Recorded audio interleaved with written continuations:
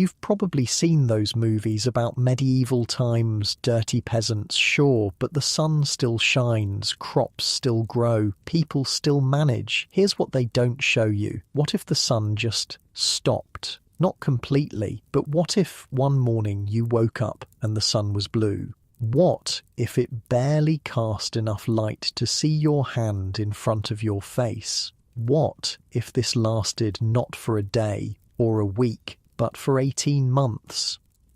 Most people think living in medieval times was hard. They have no idea. In the year 536 CE, something happened that was so catastrophic, so beyond comprehension, that historians now call it the worst year to be alive in human history. A mysterious fog rolled across Europe, the Middle East and parts of Asia, blocking the sun for a year and a half. Not a cloud, not a storm, a fog that never lifted, turning day into a permanent eerie twilight. And the worst part? Nobody knew why. Nobody knew when it would end. And absolutely nobody was prepared for what came next. So yeah, if these stories help you sleep, like or subscribe would be cool. Also, drop where you're listening from and the time. I check the comments, and it's crazy seeing people from like Australia and Norway on the same video. Alright, tonight it's the year 536 CE, but before we go anywhere, get cozy. Like, actually cozy. Pillows good? Blanket situation handled? Perfect. Trust me on this one. So, congratulations. You just woke up in the Byzantine Empire, March of the year 536. You're lying on a straw mattress, not like your memory foam back home. This thing is basically a sack stuffed with whatever plants your family could gather last autumn. It crinkles when you move, pokes you in weird places, and it's definitely home to a few insects that you've learned to ignore.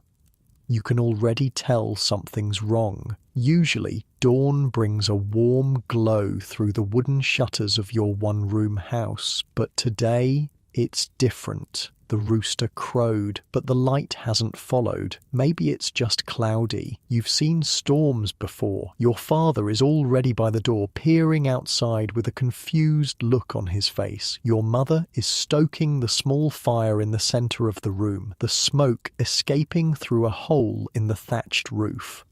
"What is it?" your mother asks, noticing your father's expression. He shakes his head. "Come look." You follow them outside, and that's when you see it. The sky is wrong. It's morning, but it looks like late dusk, and the sun, what you can see of it through the haze, is blue. Not yellow, not orange. Blue. And dim, like a full moon rather than the sun. "Is it an eclipse?" you ask. Your father shakes his head again. Eclipses don't last this long, and the sun wouldn't be blue. Your family isn't the only one outside now. The whole village is emerging from their homes, faces turned upward, expressions mixed between awe and terror. Nobody has seen anything like this before. Old Elena, the oldest woman in the village, hobbles forward with her walking stick. She's at least 60, ancient by the standards of your time. She survived famines, wars, and 3 husbands. "It's the end times," she announces dramatically, "just like the prophets foretold, darkness upon the land." "Oh, shut up, Elena," your father says, which is pretty bold considering how everyone respects her wisdom. "You said the same thing when that 2-headed calf was born 5 years ago. And have things gotten better since then?" she shoots back. "Emperor raising taxes, Goths and Vandals causing trouble everywhere, and now this." She gestures toward the dim blue sun. "Mark my words." You know your father is worried though, despite his brave face. Your family, like most others in this time, are farmers. You grow barley, some vegetables, keep chickens and a goat. You're utterly dependent on the weather, on the sun. As a child of about 10, your job is to help with the animals and collect eggs. You've already noticed the chickens are confused. They went back into their coop after coming out briefly. Animals can sense when things aren't right. "What does it mean?" you ask your father, tugging at his rough homespun tunic. "I don't know," he admits, which scares you more than anything else. Your father always knows what to do, but we should get to work anyway. The fields won't plough themselves. But even as he says it, you can feel how cold it is. Not winter cold, but certainly not the spring warmth you'd expect in March. Your breath forms small clouds in the air. "It's freezing," your mother says, wrapping her shawl tighter. "How can it be this cold? Yesterday was warm." Your family goes about the morning chores, but everything feels off. The goat is agitated, the chickens won't leave their coop, and there's an eerie quiet over the village. No birds singing. Even the insects seem silent. By midday, or what should be midday, the light hasn't improved. If anything, it's dimmer. The blue sun hangs in the sky like a ghost, providing barely enough light to see clearly. And here's the strangest part. You notice you're not casting a shadow, neither is anyone else. "Look," you say, pointing to the ground. "No shadows." Your father stops his work and stares at the ground. It's true, the sun is so weak that it casts no shadows at all. In your entire life, you've never seen such a thing.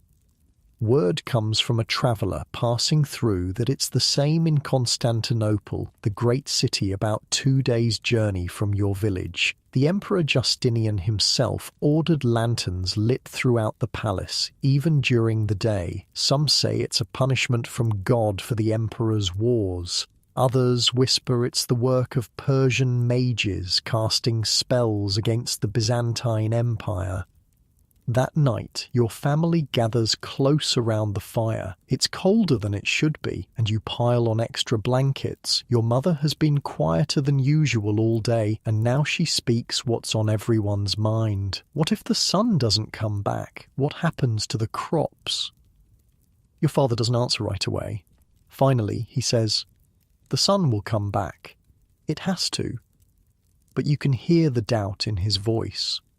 3 days later, nothing has changed. The blue sun, the dim light, the unseasonable cold. It's all the same. People in the village are starting to panic a little. Some are talking about omens and signs. 2 families loaded up their carts and left, heading south where they heard the darkness isn't as bad. Your father meets with other village men near the well. You sneak close enough to listen.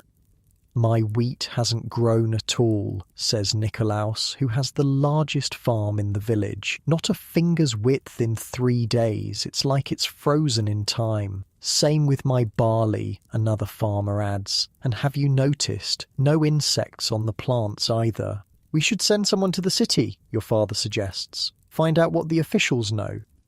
"They won't tell us peasants anything," Nikolaus scoffs. "Besides, Stephanos passed through yesterday coming from there. Says it's the same in Constantinople. People lighting lamps at midday, priests leading prayers in the streets. I heard a merchant talking about other places." A quiet voice adds. "It's Matthias, who rarely speaks at these gatherings. Said it's like this everywhere, all the way to Persia." The men fall silent, digesting this information. If it's everywhere, there's nowhere to flee to, nowhere to escape, whatever this is. Later that night, you hear your parents talking in hushed voices after they think you're asleep. "We should count what food we have stored," your mother says. "If the crops don't grow, they'll grow," your father insists. "The sun will come back." "But what if it doesn't? Not in time? The grain from last harvest won't last past summer, even if we're careful. Then we'll find other food, fish from the river, game in the forest. Everyone will be hunting and fishing. There won't be enough." You pull your blanket tighter around you, trying not to listen, but unable to stop. You've never heard your parents sound so worried before.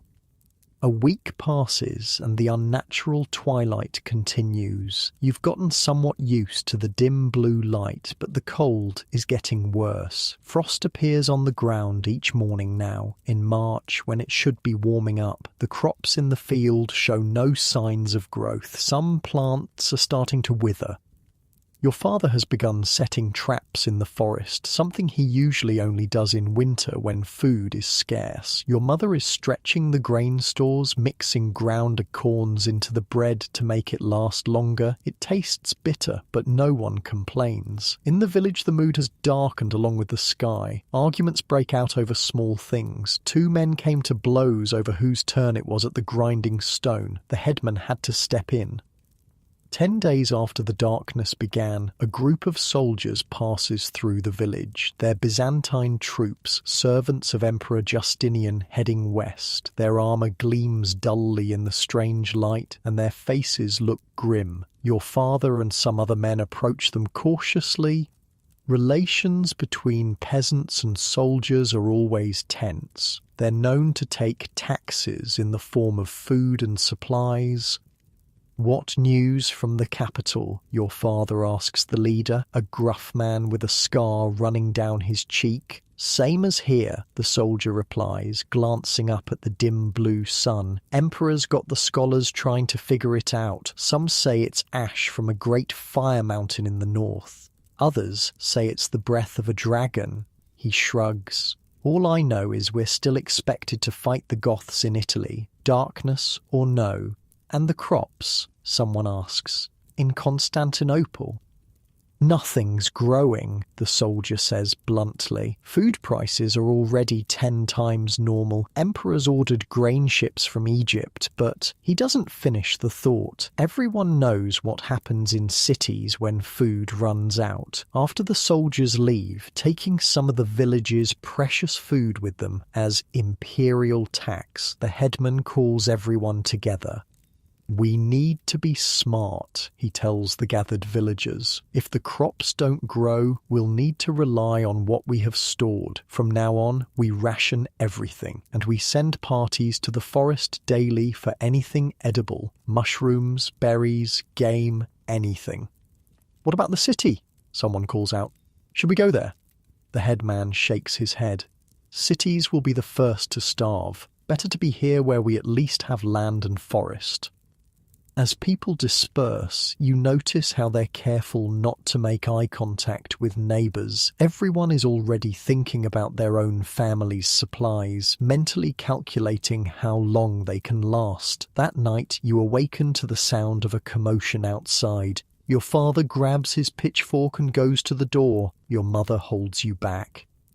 Through the crack in the door, you see flickering torchlight and hear angry voices. Someone has broken into the village storehouse where seed grain is kept. The headman and several others have caught the thief. It's Dmitri, whose family arrived in the village only last year. "My children are hungry," he's shouting as they hold him. "What was I supposed to do?" "We're all going to be hungry," the headman says grimly, "but if we eat the seed grain now, we'll have nothing to plant when the sun returns." "If it returns," Dmitri spits, "my family can't wait for if." The punishment for stealing seed grain is severe. In normal times, Dmitri might be banished or worse, but these aren't normal times. 3 days in the stocks, the headman pronounces, and your family's rations cut for a week. It seems both harsh and lenient at the same time. Harsh because in this cold, 3 days outside could mean death. Lenient because in normal times the punishment would be much worse. As the days turn into weeks, the strange twilight becomes the new normal. Your eyes have adapted to seeing in the dim blue light, but the cold, that's getting worse. It's now April, when flowers should be blooming and the air should be warm, but instead there's frost every morning. The crops in the fields are stunted or dying. Your family's food stores are running low and you've all lost weight. Your mother has been skipping meals, claiming she's not hungry, but you know she's giving her share to you. The forest has provided some food, mushrooms, early berries, a few rabbits from your father's traps, but not enough. News trickles in from travelers. It's the same everywhere. From Hispania to Persia, the sun is dimmed. Crops are failing. The Byzantine Empire, already stretched thin by Emperor Justinian's wars to reconquer the Western territories, is struggling to feed its people.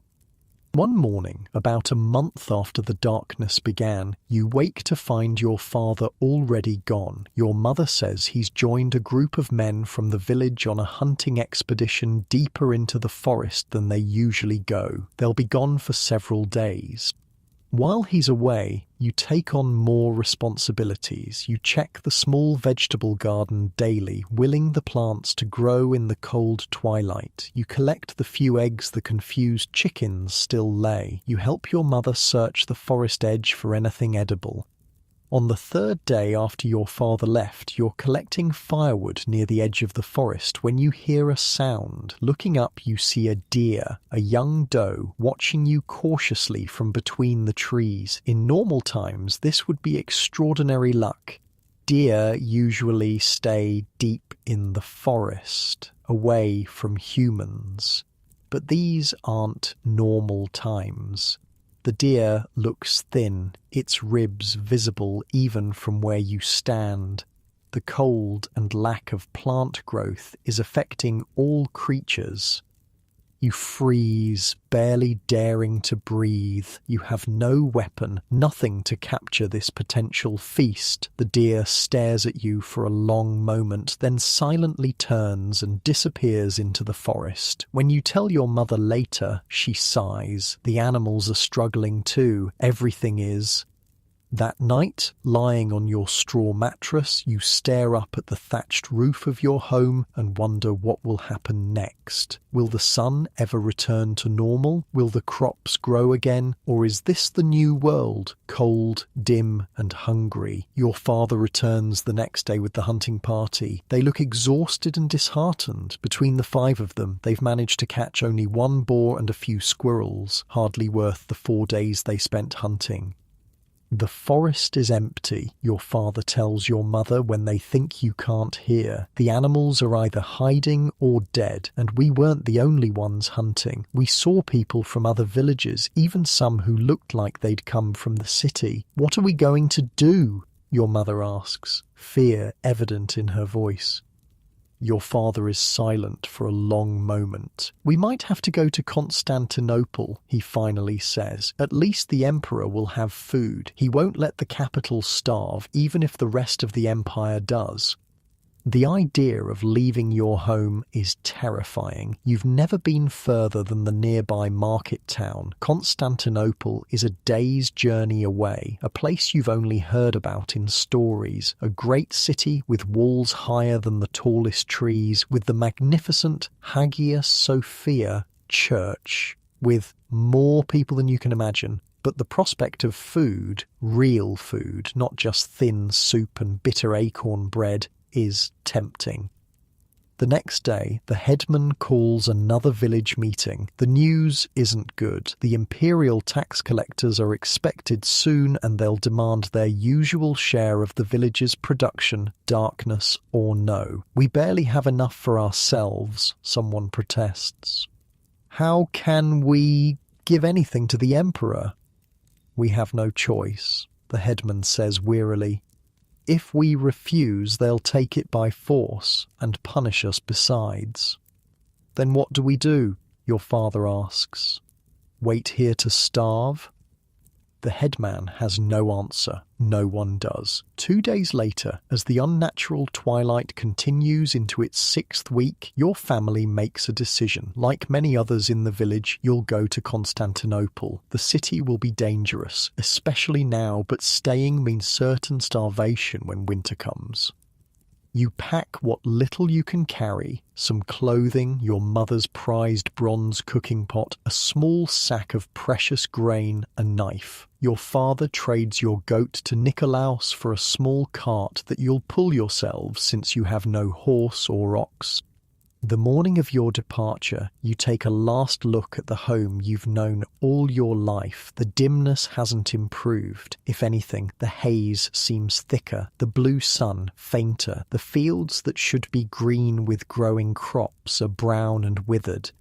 As your family sets off down the road toward Constantinople, joining a stream of other desperate people, all heading for the city, you wonder what will happen next in this darkened world. You've never known real hunger before, or real fear, but looking at the faces around you, gaunt, determined, frightened, you realise this is just the beginning. The darkness that fell in March of 536 CE would last for 18 months, and what came after would be even worse. The road to Constantinople is packed with people, not just from your village, but from every farm and settlement for miles around. Everyone has the same hollow-cheeked look, the same desperate hope that the great city might offer salvation from the endless twilight that swallowed the world. Your family's small cart creaks as you help your father pull it over the rutted road. Inside are your few possessions and your mother, who twisted her ankle on the first day of travel. The going is slow. "Look at them all," your father mutters, nodding toward the stream of humanity trudging toward the city. "The emperor's going to have his hands full, if he even lets us in," says a man walking nearby, overhearing. "I heard they're turning people away at the gates." Your father frowns. "They can't turn everyone away." The man just shrugs. "City's got to feed who it's got already." The thought sends a chill through you that has nothing to do with the unseasonable cold. What if you make this journey only to be turned away? As night falls, though it's hard to tell the difference between day and night anymore, your family joins others making camp by the roadside. Small fires flicker in the gloom, casting more light than the hidden sun did all day. The mood is subdued. No one has much food to share, and those who do guard it jealously. Your mother winces as she examines her swollen ankle by firelight. "It's not getting better," your father says quietly. "I can walk tomorrow," she insists, though you can see the pain in her eyes. An old woman from another village hobbles over to your fire. "Got yourself a bad twist there," she says, gesturing to your mother's ankle. Without waiting for an invitation, she sits down next to her. "I'm fine," your mother says stiffly. "Course you are," the old woman says with a snort. "And I'm the Empress Theodora." She reaches into a pouch at her waist and pulls out some leaves. "Willow bark, chew it. Tastes like horse piss, but it'll help with the pain." Your mother hesitates, then takes the offering with a nod of thanks. "Been on the road 3 days," the old woman continues, settling herself more comfortably. "Left when my son's family did. They've gone on ahead. Younger legs move faster." She looks around at the makeshift camp, the dozens of small fires dotting the darkness. "Never seen anything like this, not in 70 years of living." "The darkness, you mean?" your father asks. "All of it. The cold, the dying crops." She shakes her head. "Lived through 2 famines in my time. This feels worse. At least then we knew what was happening. This," she gestures toward the dim sky, "this ain't natural." In the morning, if you can call it morning when the sky merely shifts from black to a deep blue twilight, your family continues toward Constantinople. Your mother insists on walking despite her ankle, though she leans heavily on a stick. The old woman from last night, who introduced herself as Agatha, joins your small group. "Safety in numbers," she says, though you suspect she's just lonely. By midday, the great walls of Constantinople come into view. Even in the dim light, they're an awesome sight. Massive stone barriers stretching across the horizon, taller than anything you've ever seen. Above them rise domes and spires, the tops of palaces and churches. But something's wrong. The road leading to the main gate is completely jammed with people, hundreds of them, maybe thousands, and the gate itself is closed, with armoured soldiers standing guard before it.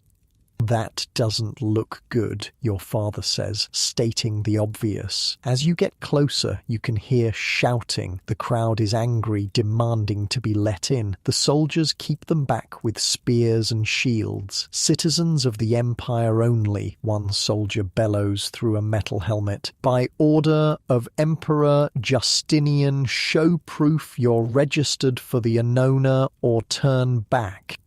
The Annona is the system of grain distribution for citizens of the capital. Your family, as rural farmers, has no such registration. What do we do now? Your mother asks, her face pale with pain and fear. Your father surveys the scene, thinking, we need another way in, he says finally. A smaller gate, maybe, or someone who can vouch for us.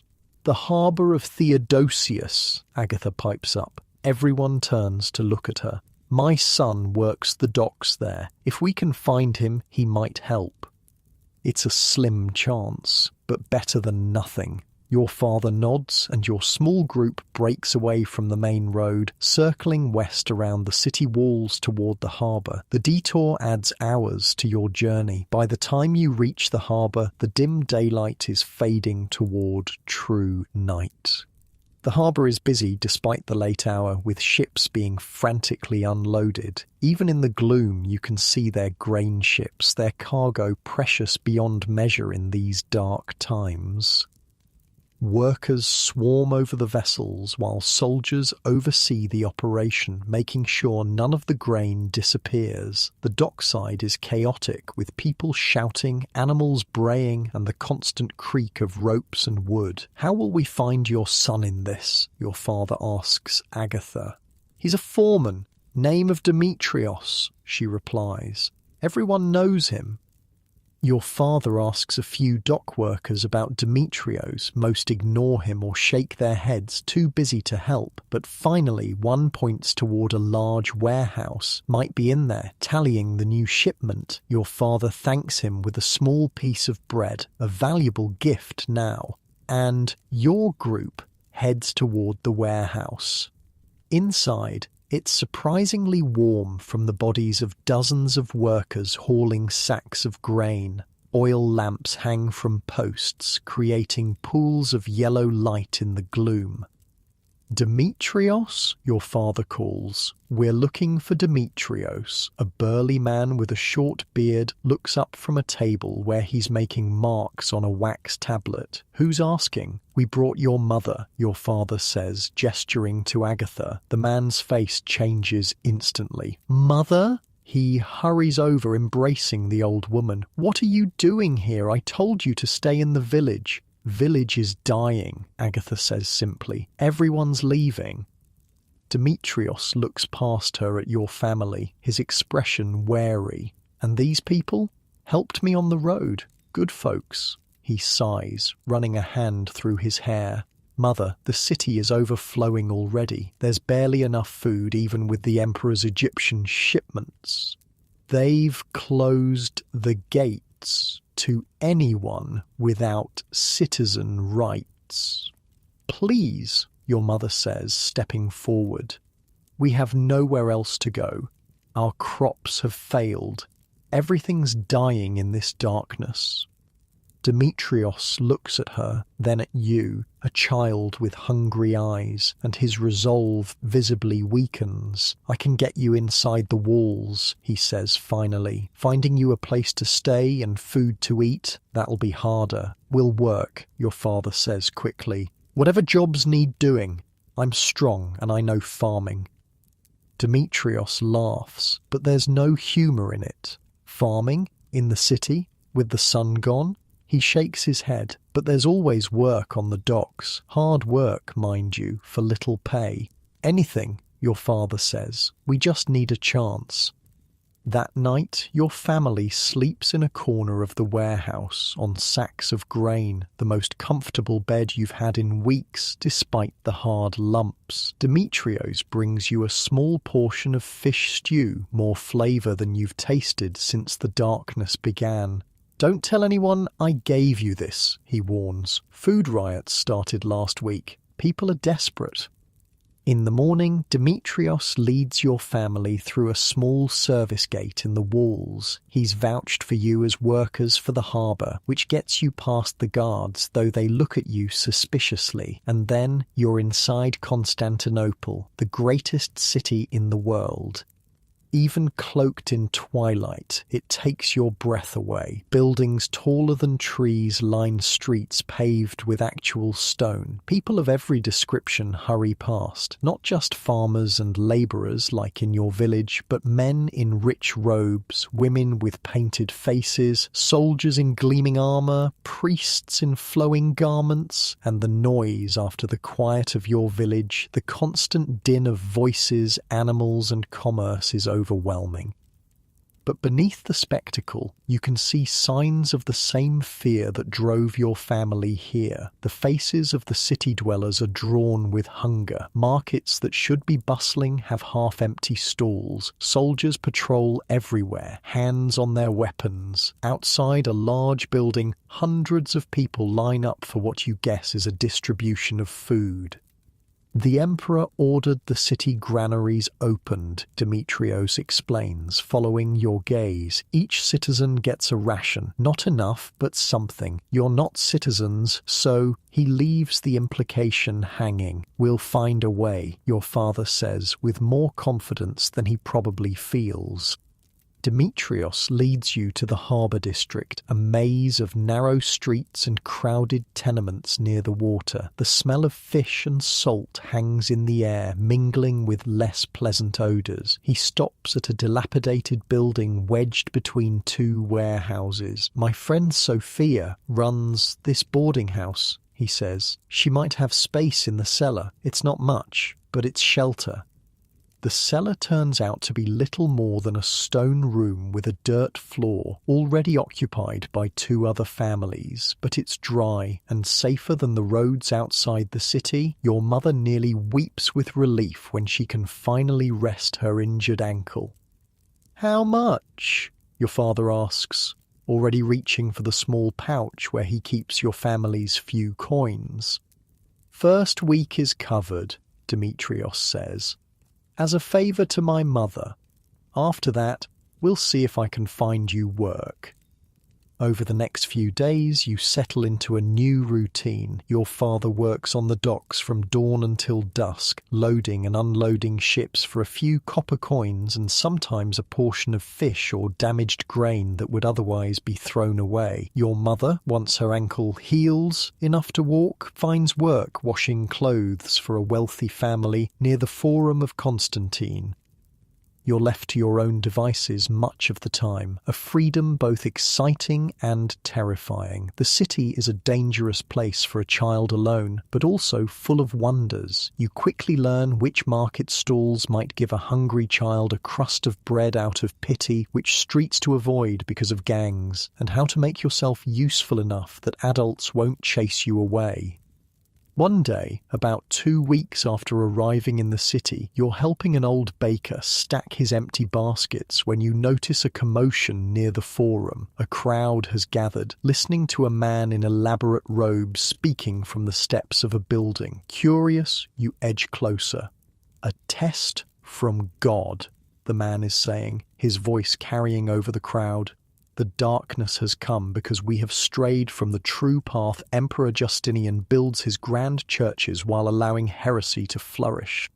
Some in the crowd murmur agreement. Others look uncomfortable. "The sun hides its face because of our sins," the man continues. "Repent, give what you have to the church, and pray for salvation before it's too late." "That's Cosmos," says a voice beside you. You turn to see a boy about your age, skinny with dirt-smudged cheeks. He's been preaching doom since the darkness started. "Is he right?" you ask. "Is it because of sins?" The boy shrugs. "My dad says it's because of a fire mountain far away. He was a sailor before the ships stopped coming. Says he saw one once, spitting fire and smoke into the sky." A fire mountain sounds just as implausible as divine punishment, but you don't say so. "I'm Theo," the boy offers. "I'm from the country," you reply. "Just got here. Theo nods, like this explains everything. Lots of country people coming in. City folks don't like it, say there's not enough food already. As if to emphasize his point, a disturbance breaks out at the edge of the crowd. People are shouting, pushing. You stand on tiptoe to see what's happening. A cart has arrived carrying loaves of bread, likely headed for one of the city's food distribution centers. But people are swarming it, grabbing at the precious food. The driver cracks his whip, trying to keep them back. Soldiers are running toward the scene. "Come on," Theo says, tugging at your sleeve. "When there's trouble with food, you don't want to be nearby. Soldiers don't care who they hit." You follow him down a narrow side street, away from the commotion. Behind you, you can hear shouting and the sounds of fighting. "Happens all the time now," Theo says matter-of-factly. "My mum says if the darkness doesn't lift soon, the whole city will tear itself apart." As the weeks pass, summer arrives. Though you'd never know it from the temperature, it remains unseasonably cold, with frost appearing some mornings even in June. The blue sun continues to shed its weak light through the haze. If anything, the dimness seems to be getting worse. News from outside the city is grim. Crops are failing across the empire. Food grows more expensive by the day. Emperor Justinian has ordered more grain ships from Egypt and North Africa, but they can't feed everyone. The poor suffer first, as always. Your family's situation is precarious. The work on the docks is sporadic. Some days your father comes home with pay. Other days there are no ships to unload. Your mother's employers have cut her wages, claiming financial hardship. The small room you share with two other families feels smaller as tensions rise. One evening, your father returns from the docks with a small package wrapped in cloth. His face is tense but excited as he gathers your family in a corner of the cellar, away from the others. "Look," he whispers, unwrapping the bundle to reveal a handful of beans, some withered vegetables, and a small piece of salted fish. "From a ship that came in today, from the south. The captain said the darkness isn't as bad there." "We should go south then," your mother says immediately. Your father shakes his head. No ships taking passengers, and the roads... He doesn't need to finish. You've all heard the rumours about the roads. Bandits, desperate people, entire villages stripped bare by hungry travellers. "We plant these," he says instead, pointing to the beans. "I found a spot near the city wall, a little garden patch someone abandoned." "Plant?" Your mother looks sceptical. "In this darkness, in this cold?" "We have to try," your father insists. "We can't depend on dock work forever." The next day, you help your father in his secret garden, a small plot of earth in the shadow of the massive city walls. The ground is hard, resistant to the crude tools you've fashioned from scrap wood. But your father works with determination, turning the soil, creating neat rows. "Just like home," he says, trying to sound cheerful. "Except for the giant wall blocking what little sun there is." "Will they really grow?" you ask, looking doubtfully at the beans he's carefully placing in the earth. "They might," he says, "if the darkness lifts soon. If not..." He doesn't finish the thought. As you're covering the last of the seeds, a shadow falls over you. Looking up, you see two city guards watching your work with interest. "What's this then?" one asks, his hand resting casually on his sword hilt. "Digging by the city walls?" Your father stands slowly, wiping dirt from his hands. "Just a small garden, sir, trying to grow a few vegetables." The guards exchange looks. "Emperors declared all food production under imperial control," the second guard says. "Private gardens aren't permitted during the emergency." "We're just trying to feed ourselves," your father protests. "We won't take from anyone else." Rules are rules, the first guard says. Then he lowers his voice. Look, I don't like it either, but people are watching. If we let you garden here, everyone will want their own plot. And then what? Fighting over every scrap of dirt in the city? Please, your father says. My family is hungry. The guards look uncomfortable. Finally, the second one sighs. We didn't see anything today, but don't come back here. Find somewhere less obvious. Inside the buildings, maybe. Some folks are growing things on rooftops. Your father nods gratefully, and you quickly gather your makeshift tools. As you walk back towards your cellar home, your father is quiet, thinking. We'll find another spot, he eventually says. Somewhere hidden. But you both know the truth. There are few secrets in a crowded city full of hungry people. And as the unnatural winter stretches into what should be summer, with no sign of the sun returning, the chances of growing anything at all seem slimmer by the day. That night, as your family huddles together for warmth in the cellar, you hear people in the street outside shouting about a new proclamation from the emperor. The darkness the imperial heralds announce is caused by a great ash cloud from a volcano in the distant north. The scholars predict it will lift eventually, though none can say when. At least we know what it is now, your mother whispers in the darkness. Knowing doesn't fill our bellies, your father replies. In the morning you wake to find a dusting of ash on the ground outside, grey flakes drifting down from the murky sky. People walk with cloths over their mouths, eyes squinting against the irritation. The air tastes bitter. See, the emperor was right, Theo says when you meet him later. He's become your friend and guide to city life. Fire Mountain, just like my dad said. When will it end, you ask? Theo shrugs. When the mountain stops spitting fire, I guess, or when the wind changes. Neither seems likely to happen soon. As June turns to July with no improvement in the darkness, the situation in Constantinople grows more desperate. Food riots become common. The emperor increases the soldiers patrolling the streets, but even they look hungry and on edge. Your father has found work helping to build new granaries. The emperor is preparing for a long crisis. The pay is better than the docks, but the work is harder. He comes home each night exhausted, his hands raw.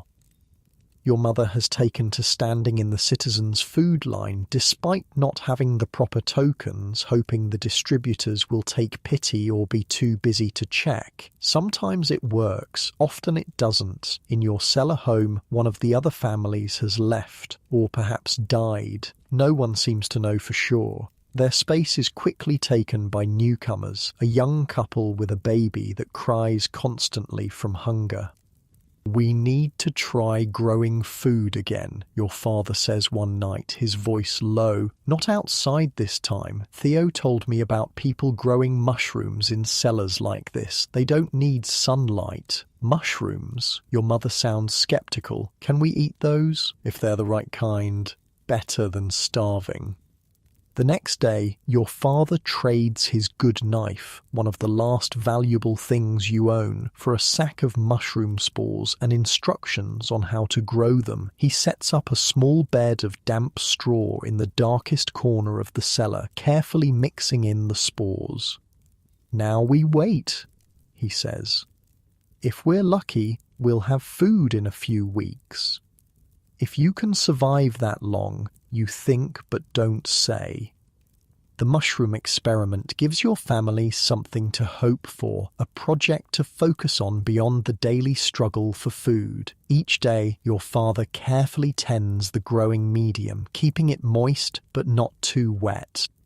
Meanwhile, the unnatural winter continues. The brief summer that Constantinople should be enjoying never arrives. The blue sun hangs in the sky like a dim, sickly eye, providing barely enough light to see by. Frost appears on the ground even in July, killing any plants hardy enough to have survived this long. One morning, about a week after starting the mushroom bed, you wake to find your mother shaking with fever. Her skin burns to the touch. Her eyes are glassy and unfocused. Get water, your father tells you, his face tight with fear, and find Agatha. She knows about herbs. You run through the streets, searching for the old woman who travelled with you to the city. You finally find her in a small courtyard near the docks, sorting through piles of dried plants with several other old women. "My mother's sick," you gasp. "Fever. Please help." Agatha's rheumy eyes sharpen with concern. "Take me to her." When you return to the cellar, your father is cradling your mother's head, trying to get her to drink water. She seems worse than when you left, her breathing shallow and rapid. Agatha kneels beside her, feeling her forehead, checking her pulse, looking into her eyes. "How long has she been like this?" she asks. "She was tired last night," your father says. "This morning, the fever came on suddenly." Agatha's face is grim. There's sickness spreading in the city, the darkness, the cold, the hunger. People's bodies can't fight off disease. "Can you help her?" your father asks, his voice breaking. "I'll try," Agatha says. She opens her pouch of herbs, selecting several varieties. "Boil water if you can. We'll make a tea."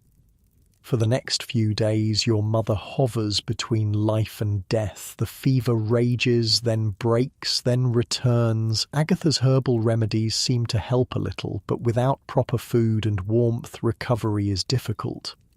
Your father stops going to work, staying by your mother's side. The loss of income means even less food, but there's no choice. You take over the job of finding sustenance, joining the crowds of children who scavenge the city for anything edible, dropped grain, discarded fish heads, even rats, if you can catch them. On the 5th day of your mother's illness, you return to the cellar to find your father smiling for the first time in weeks. "The fever's broken," he says. "And look." He points to the mushroom bed in the corner. Tiny white growths are pushing up through the straw. "Life finds a way," Agatha says, nodding approvingly, "even in darkness. It feels like the first good omen in months. Your mother's fever is gone, though she remains weak. The mushrooms are growing, promising food in the near future. Perhaps things are finally turning around."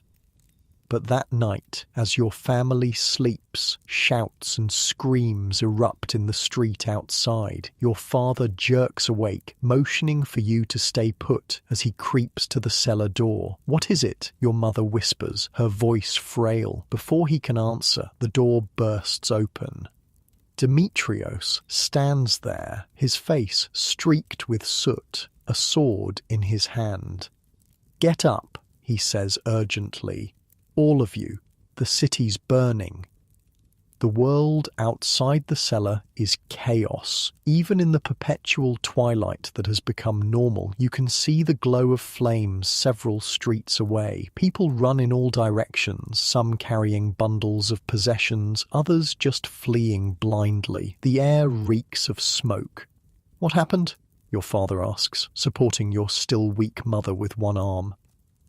"Food riot turned ugly," Demetrios explains, keeping his sword ready as he guides your family through the panicked crowd. "Someone set fire to an imperial granary when the guards wouldn't open it. Flames are spreading fast." "Where are we going?" you ask, struggling to keep up. "Harbour," Demetrios says grimly. "Ships are our best chance now." "Ships to where?" your father asks. "Anywhere but here." You look back at the cellar that's been your home these past weeks. Poor shelter though it was, the mushrooms that were just beginning to grow, everything you're leaving behind, but there's no time for sentiment. The fire is spreading, and the narrow streets of the harbour district will channel it right toward you. Agatha joins your group, along with several others from the boarding house. Together, you push through the panicked crowds toward the waterfront. The going is slow. Your mother can barely walk, even with your father's help. The streets are jammed with people and abandoned carts. "Look out!" someone shouts. A building to your right collapses in a shower of sparks and burning timber. The crowd surges away from it, nearly trampling those who fall. Your father scoops you up with his free arm, somehow managing to support both you and your mother as he forces a path through the mass of bodies. By the time you reach the harbour, you're all coughing from the smoke. The docks are as chaotic as the streets, ships preparing to depart, people fighting to get aboard, sailors beating back those without coins to pay for passage. There, Demetrios points to a medium-sized merchant vessel where crews are frantically loading crates. "That's the Sophia's Fortune. Captain's a friend. He might take us." "Might?" your mother whispers, her face pale with exhaustion. "It's our best chance," Demetrios says. Then, to your father, "Stay here with the women and children. I'll speak to the captain." As Demetrios pushes his way toward the ship, you watch the fire consuming the city behind you. Constantinople, the greatest city in the world, is burning. The flames seem to consume entire districts in minutes, leaping from building to building. The twilight sky has turned an eerie orange-red. Nearby, a well-dressed man argues with a ship's officer, offering a heavy pouch that must contain gold. "Name your price," he's saying. "I'll double it." The officer shakes his head. "No room, sir. We're at capacity." "My children," the man pleads, gesturing to two small girls clinging to his legs. "Take them at least." The scene repeats all along the docks. Desperate people, limited space, impossible choices. Demetrios returns, his expression grim but determined. "Captain will take us, but we have to board now. They're leaving with the tide." "All of us?" your father asks, looking at your group, your family, Agatha, and the others from the boarding house. "He said his friend," a voice cuts in. It's Sophia, the boarding house owner, a large woman with arms like a blacksmith. "That means Demetrios, not the rest of us."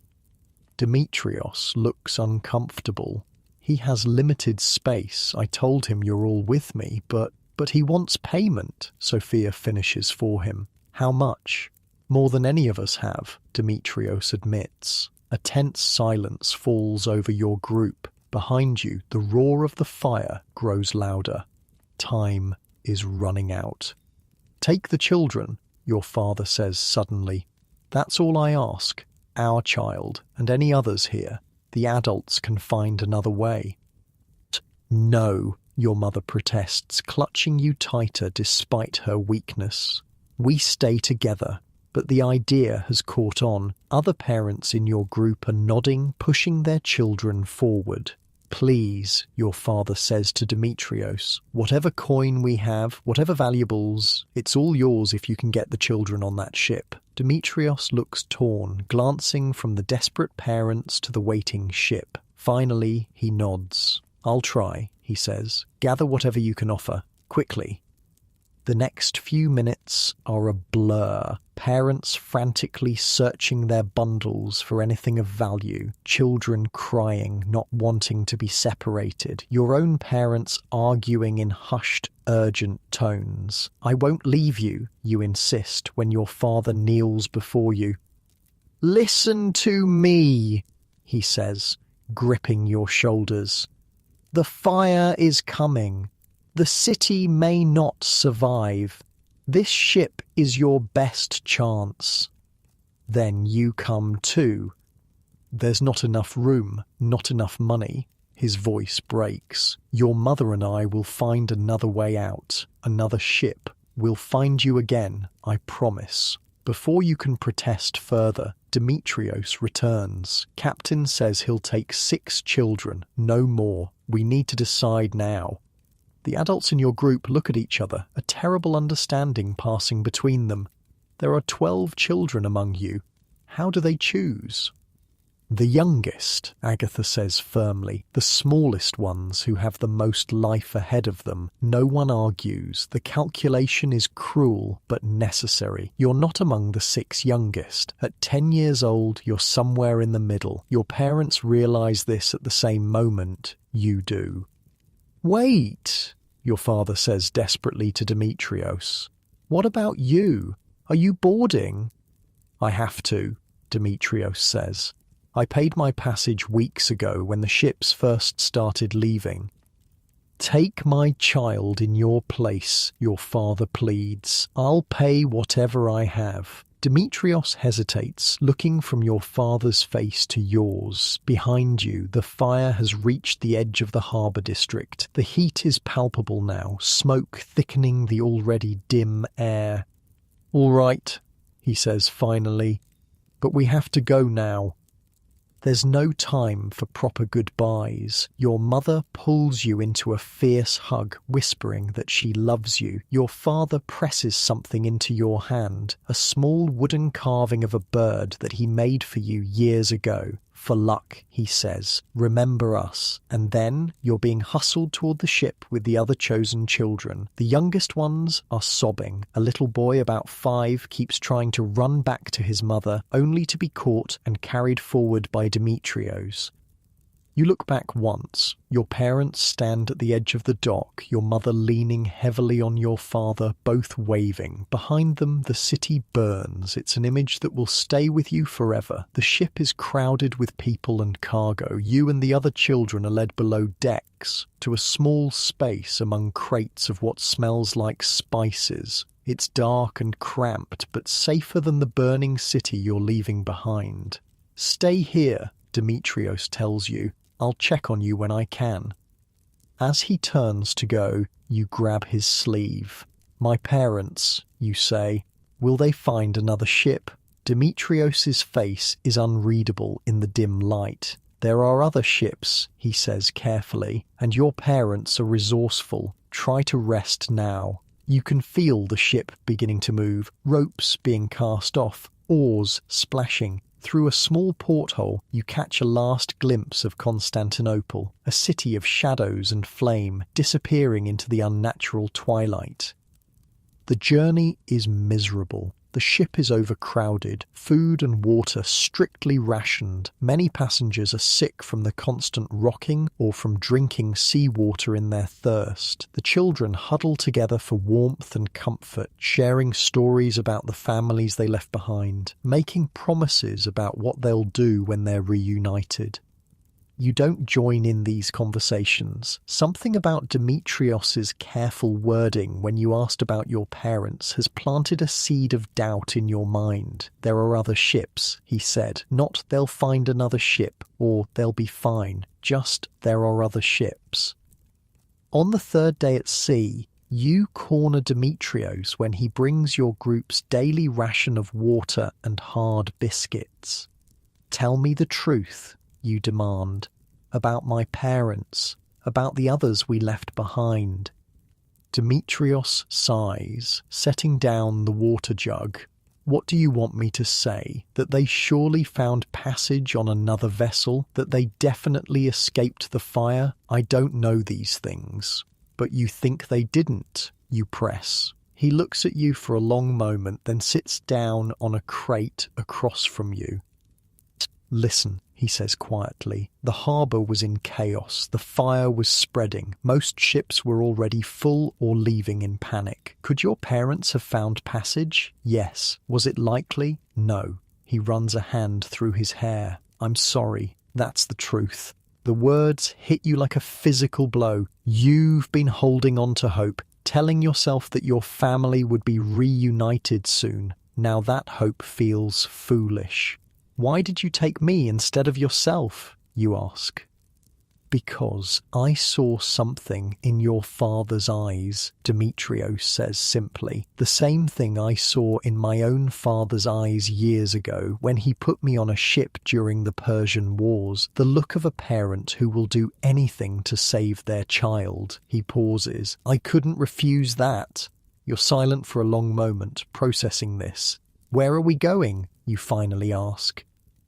Sicily, Demetrios says. It's part of the empire, but far from Constantinople. The captain has trading contacts there, and they say the darkness isn't as bad in the west. That night, alone in your corner of the hold, you cry silently for your parents, for your village, for everything you've lost to the darkness and chaos. You clutch the wooden bird your father gave you, your last connection to your old life. By the time dawn breaks, though in this strange time of darkness dawn is just a subtle lightening of the gloom, you've cried yourself out. Something has changed inside you. The child who left that Byzantine village months ago is gone. In their place is someone harder, someone who understands that survival sometimes means terrible loss. The voyage to Sicily takes nearly 2 weeks. The weather is unpredictable, storms that seem to come from nowhere, sudden drops in temperature, periods of complete calm when the oarsmen strain to move the heavily laden ship. Through it all, the sky remains dim, the sun a pale blue disk, barely visible through the haze. You learn that Sicily is an island, once part of the Western Roman Empire, now reclaimed by Emperor Justinian's generals as part of his grand plan to restore Rome's ancient glory. The captain chose it because it's fertile farmland, less dependent on grain imports than Constantinople. If anywhere might have food during this crisis, it's Sicily. When you finally sight land, a dark smudge on the horizon that gradually resolves into mountains and coastline, the mood on the ship lifts. People who have barely spoken for days suddenly find their voices, pointing out landmarks, making plans. We'll dock at Syracuse, Demetrios tells you and the other children. It's a good-sized city. We can find work there, shelter. What kind of work can children do? Asks a girl about your age. All kinds, Demetrios says, not unkindly. This isn't Constantinople, with its strict guilds and regulations. It's a frontier now. Everyone works. The harbour at Syracuse is smaller than Constantinople's, but busy nonetheless. Ships crowd the docks, loading and unloading cargo. You notice immediately that while the sky is still dimmer than normal, the darkness here isn't as oppressive as it was in the east. The air feels warmer too.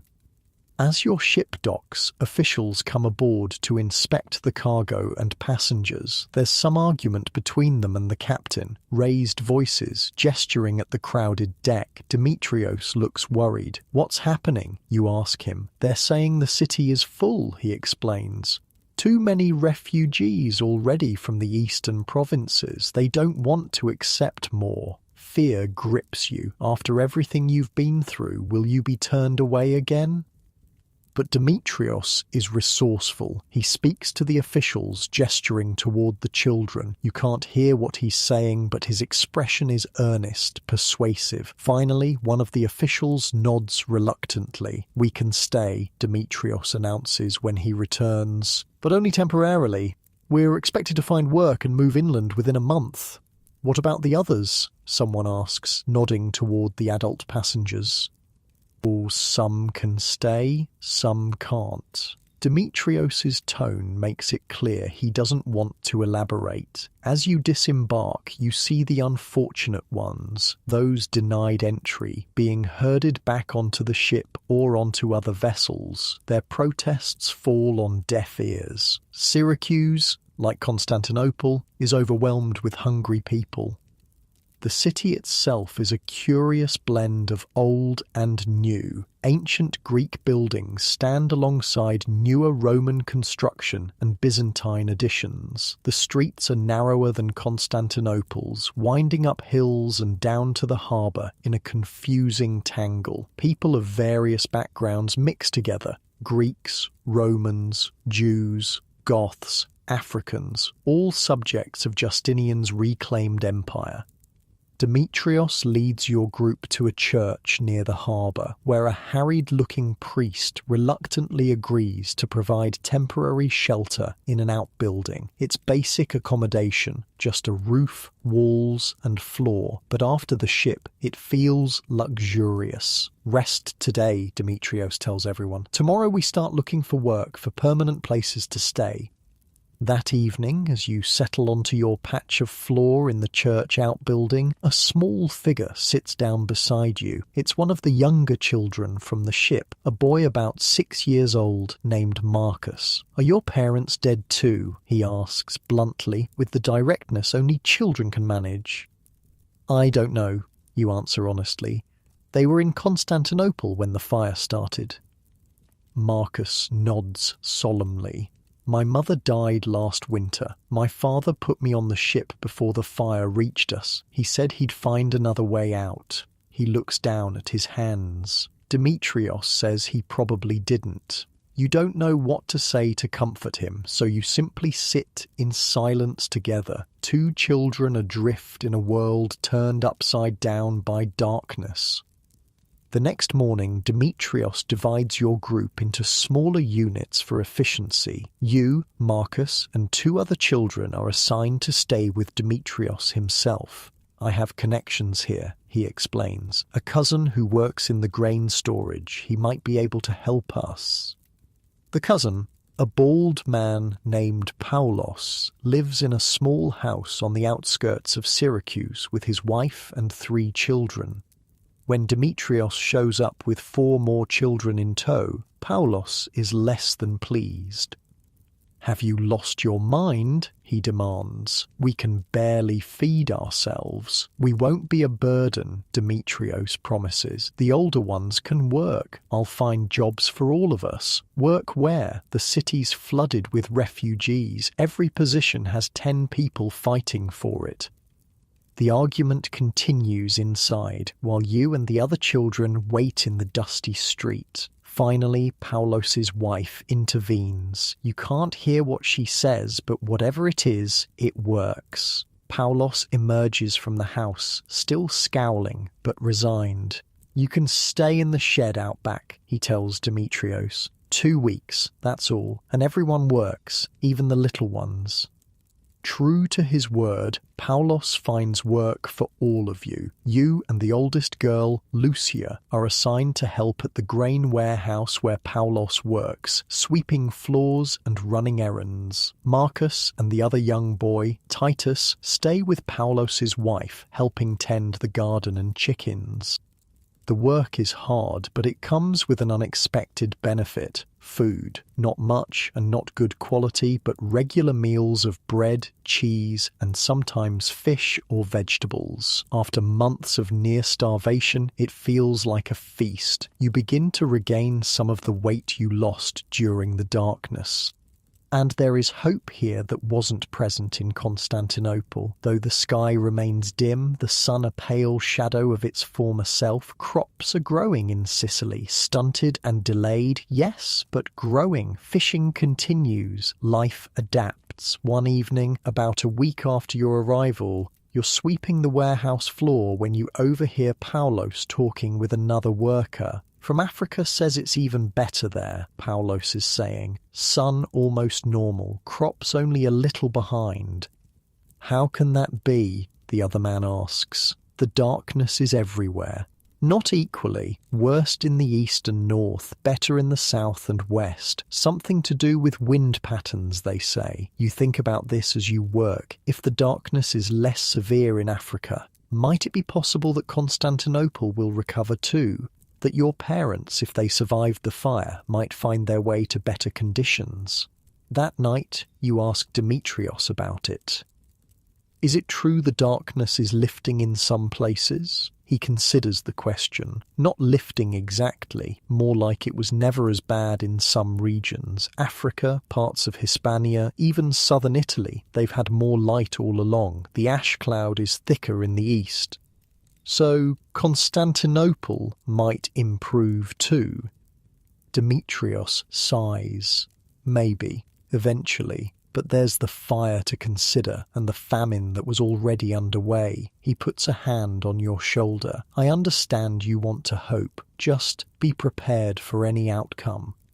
The days settle into a routine. Work, meals, sleep, repeat. The shed behind Paulos's house is cramped but dry. You share it with Demetrios and the other children, all of you sleeping on straw pallets arranged around the small space. It's not comfortable, but it's stable. The first stability you've known since the darkness began.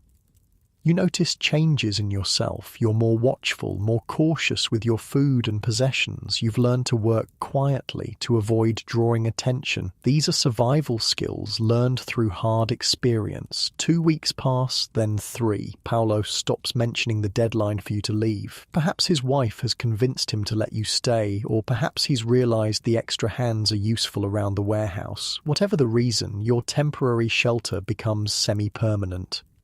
Word reaches Syracuse about conditions elsewhere. Constantinople is rebuilding after the fire, but slowly. The darkness persists throughout the empire, though with regional variations. Crops continue to struggle in most areas. Famine spreads, and now there are rumors of a new threat. Disease spreading through weakened populations.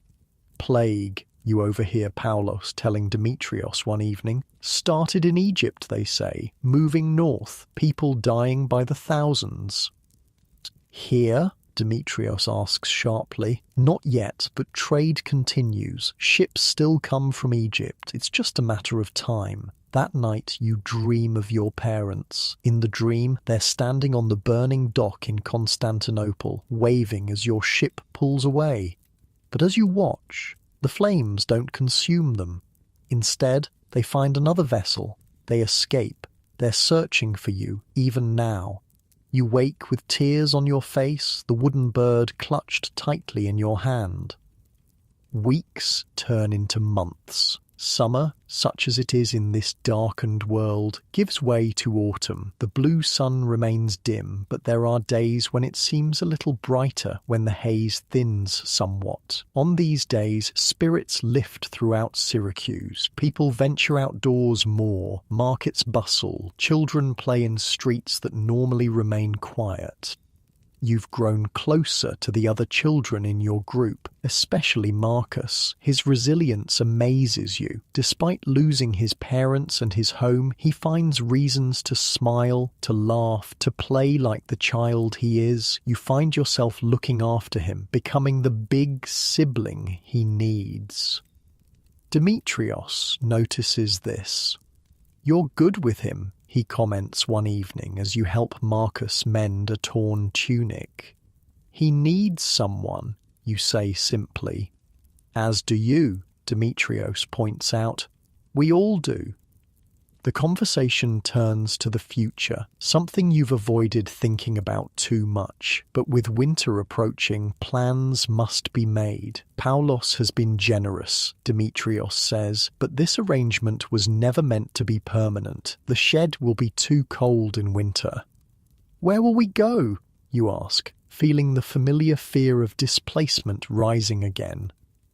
I've been talking with some people. There's work in the countryside, farms that need hands. They provide housing. It's hard work, but steady. All of us together? Demetrios hesitates. Possibly not. Different farms need different workers. The younger children might do better in the city, with families looking for household help. The thought of separating from Marcus and the others after everything you've been through is painful. You've become a makeshift family bound by shared trauma and survival. I want to stay with Marcus, you say firmly. Demetrios nods, unsurprised. I thought you might say that. I'll see what I can arrange. True to his word, Demetrios finds a placement that will accept both you and Marcus, a medium-sized farm about a day's journey inland. The owner, a widow named Helena, needs workers to replace those who fled when the darkness began. She can't pay much, Demetrios explains, but there's housing and food, and she's willing to take both of you. Leaving Syracuse is harder than you expected. Despite being there only a few months, it had become familiar, safe. Lucia and Titus will remain in the city, taken in by families needing household help. Your little group is breaking apart. The morning of departure, you gather your few possessions. Some clothes provided by Paulos's wife, your wooden bird, a small knife Demetrios gave you for protection. Marcus does the same, his bundle even smaller than yours. Demetrios will accompany you to the farm, then return to Syracuse, where he's found regular work at the harbour. He's been a constant presence since Constantinople, a guardian when you had no one else. Saying goodbye to him will be difficult. As you leave Paulos's house for the last time, his wife presses a small package into your hands. "Bread for the journey," she says, "and a little cheese. Take care of yourself and the little one." The road inland is better maintained than you expected, a remnant of Roman engineering kept up by Justinian's administrators. Other travellers share the path, merchants with carts, soldiers on patrol, farmers bringing goods to market. Everyone looks thin, everyone moves with purpose. There's no room for idleness in this dimmed world. As you walk, you notice something you hadn't in the city. The landscape is changing. Trees that should be in full autumn colour are just beginning to turn. Crops that should have been harvested months ago are only now ripening. The darkness has slowed everything, created a perpetual delay in nature's rhythms. "Will it ever go back to normal?" Marcus asks, noticing the same thing. "The old people say it will," Demetrios answers. "There have been dark years before, though none this long. The sun always returns eventually. By midday you can see your destination in the distance, a cluster of buildings nestled in a small valley surrounded by fields. Smoke rises from several chimneys. Even from here you can see workers in the fields, harvesting whatever crops have managed to grow in the dim light. That's Helena's farm, Demetrios confirms, larger than most in these parts. She inherited it from her husband, who got it from his father, old Roman family that stayed when others fled to Constantinople centuries ago. As you get closer, you can see the farm in more detail. The main house is stone, 2 stories tall. Around it cluster smaller buildings, barns, sheds, quarters for workers. The fields are extensive, growing what looks like wheat, olives and vegetables. Sheep graze on a hillside. It's a substantial operation. Helena meets you at the edge of her property, a tall woman with iron-grey hair and sun-weathered skin. Despite the general thinness that marks everyone in these hungry times, she stands straight and strong. "These are the children?" she asks Demetrios, looking you and Marcus over with a critical eye. "Yes, they're hard workers, both of them." Helena nods, apparently satisfied with what she sees. "They'll need to be. There's no place for idleness here." Her tone is firm, but not unkind. "Come, I'll show you where you'll stay." The worker housing is basic but solid. A long building divided into small rooms, each with a straw mattress, a shelf for possessions, a small fireplace for cooking and heat. You and Marcus will share one of these rooms.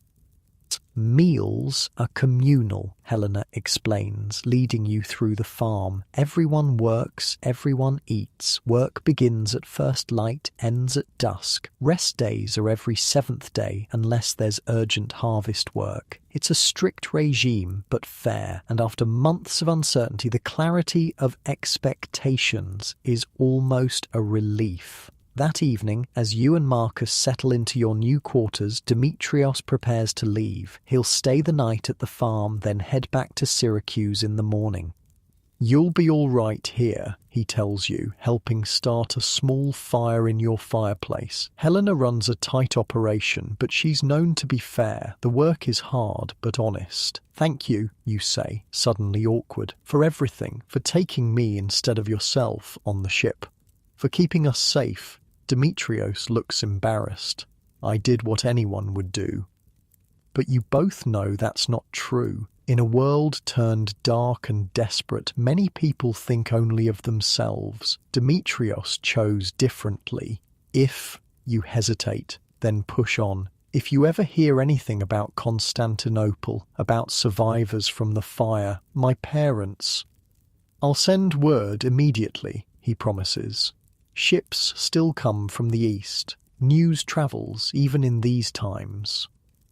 In the morning, you watch from the edge of the fields as Demetrios disappears down the road towards Syracuse. Your last connection to your old life, to Constantinople, to the parents you lost. Now it's just you and Marcus, starting yet another new chapter in this darkened world. As you turn back toward the farm, toward the work waiting for you, you feel the weight of the wooden bird in your pocket. You touch it briefly, a talisman of hope and memory, then square your shoulders and move forward. The darkness may continue, but so do you, while you adjust to farm life in Sicily, far across the sea in Constantinople. Emperor Justinian paces the marble floors of his palace. Oil lamps burn day and night, their golden light a poor substitute for the sun that's been hidden for months now. The emperor's purple robes, woven with gold thread, seem dull in the artificial light.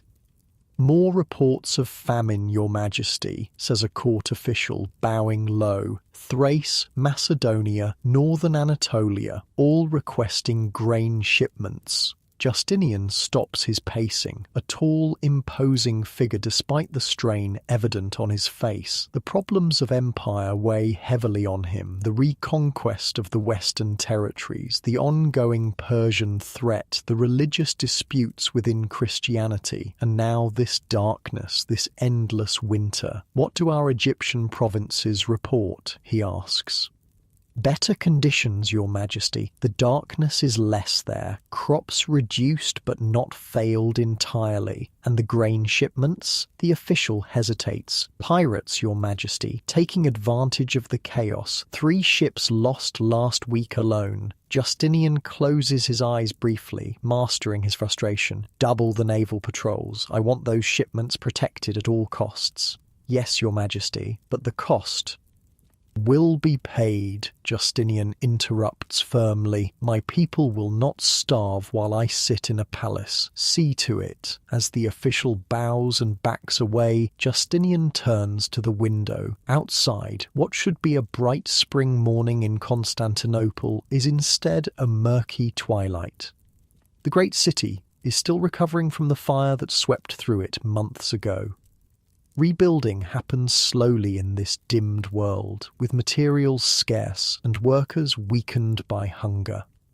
His wife, the Empress Theodora, joins him at the window. Once an actress and courtesan, now she's his most trusted advisor, known for her intelligence and determination. More bad news? She asks, though she already knows the answer. Always, Justinian sighs. The darkness persists.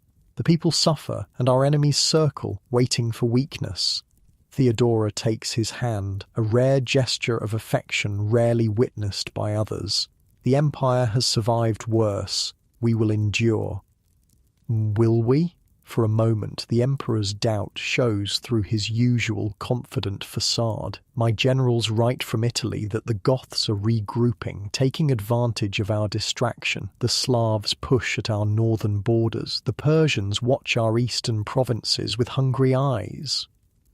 All the more reason to show strength, Theodora says firmly.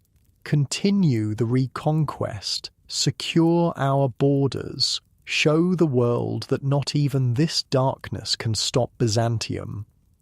Justinian nods slowly. You're right, of course, as always. He straightens, imperial resolve returning. Double the Italian expedition's supplies. Send word to Belisarius that he's to press forward with the campaign against the Goths. As Theodora leaves to convey these orders, Justinian returns to the window, gazing out at his darkened capital. Let there be light, he murmurs, an emperor's prayer to a silent heaven. Back in Sicily, your days take on a steady rhythm. Up before the dim dawn, working in Helena's fields until dusk, then a simple meal before collapsing into exhausted sleep. It's hard work, but there's a certain comfort in the routine, in knowing exactly what each day will bring. The farm proves to be a good placement. Helena is strict but fair. Food is distributed equally among all workers. Simple fare, but enough to keep you strong. Your room, shared with Marcus, becomes a small haven. You've hung herbs to dry from the ceiling beams, collected colourful stones from the fields to decorate the shelf, made it as much of a home as possible. Marcus has adapted well too. At 6, he's too young for the heaviest field work, but he helps with the animals, feeding chickens, collecting eggs, watching the sheep. He has a way with creatures, a gentle touch that makes even the most skittish animals trust him. "This sheep is sick," he tells you one evening as you both sit by your small fire. "I can tell by how she breathes. Helena doesn't know yet." "How can you tell?" you ask, impressed by his observation.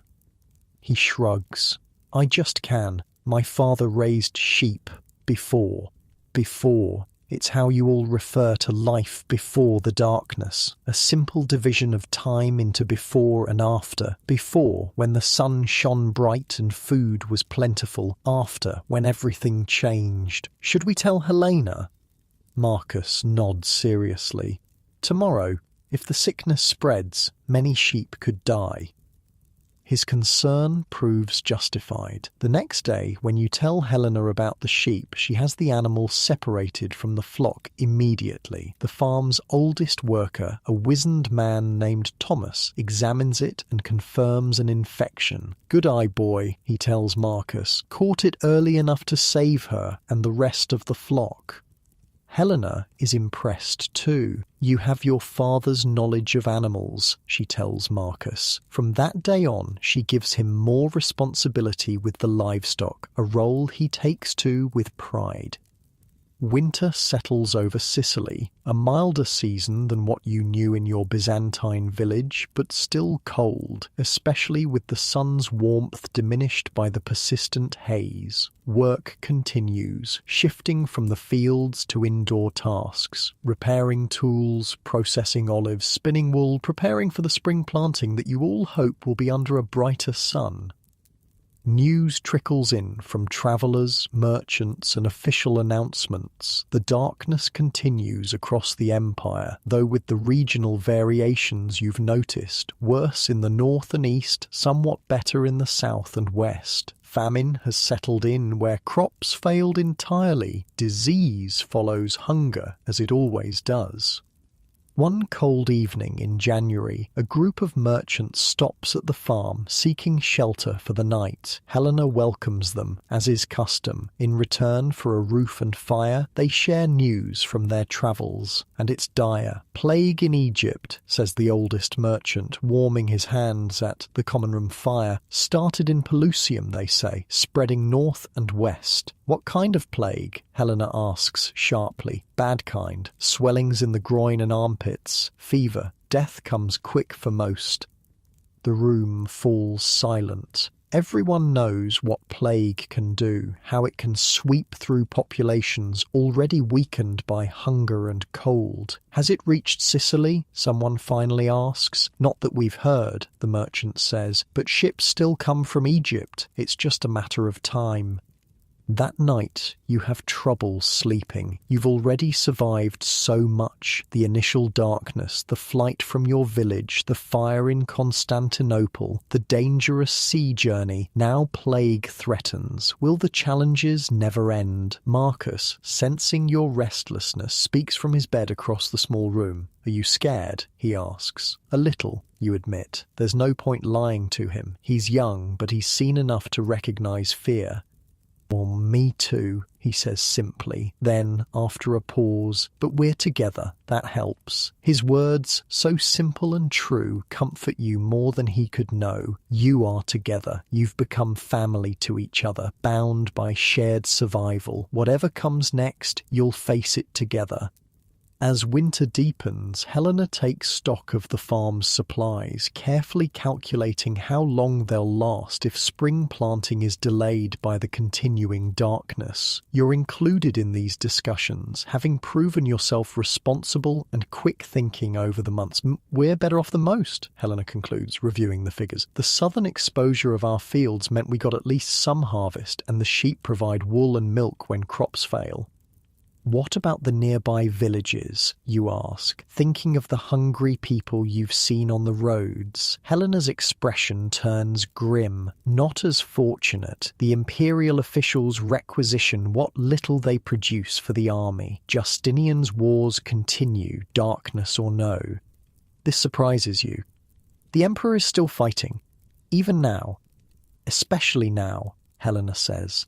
He sees it as more important than ever to reunite the old Roman lands, to strengthen the empire against this crisis. You think about this, trying to imagine the emperor's perspective. Is he right to continue his campaigns, or should he focus all resources on helping his people survive the darkness? It's not a simple question. Later, working in the olive grove, you discuss it with Thomas, the old farmhand who has become something of a mentor to you. The emperor has his reasons, Thomas says, his gnarled hands skilled at pruning despite his age. He sees beyond this darkness to the empire that will emerge when the sun returns. If it returns, you say, voicing the doubt that everyone feels but few speak aloud. Thomas pauses, looking up at the dim blue disk barely visible through the haze. It will. I've lived long enough to know that nothing lasts forever. Not empires, not darkness, not even life itself. He returns to his pruning. The sun will shine bright again. Whether we're here to see it, that's another matter. His words stay with you, both ominous and oddly comforting. The sun will return. The question is surviving until it does. February brings a surprise, a letter delivered by an imperial courier who stops at the farm while travelling between Syracuse and other outposts. It's for you from Demetrios in Syracuse. Your hands shake slightly as you unroll the parchment. News from the outside world is rare enough. News addressed specifically to you is unprecedented. The letter is brief but momentous. A ship arrived from Constantinople. Among the passengers, a man and woman who might be your parents. They describe a child matching you. They're searching villages around Syracuse. If possible, come to the city. If not, send word and I'll bring them to you. Demetrios. You read it twice, 3 times, hardly daring to believe. Could your parents have survived the fire after all? Found passage on another ship, made their way to Sicily in search of you? What is it? Marcus asks, seeing your expression.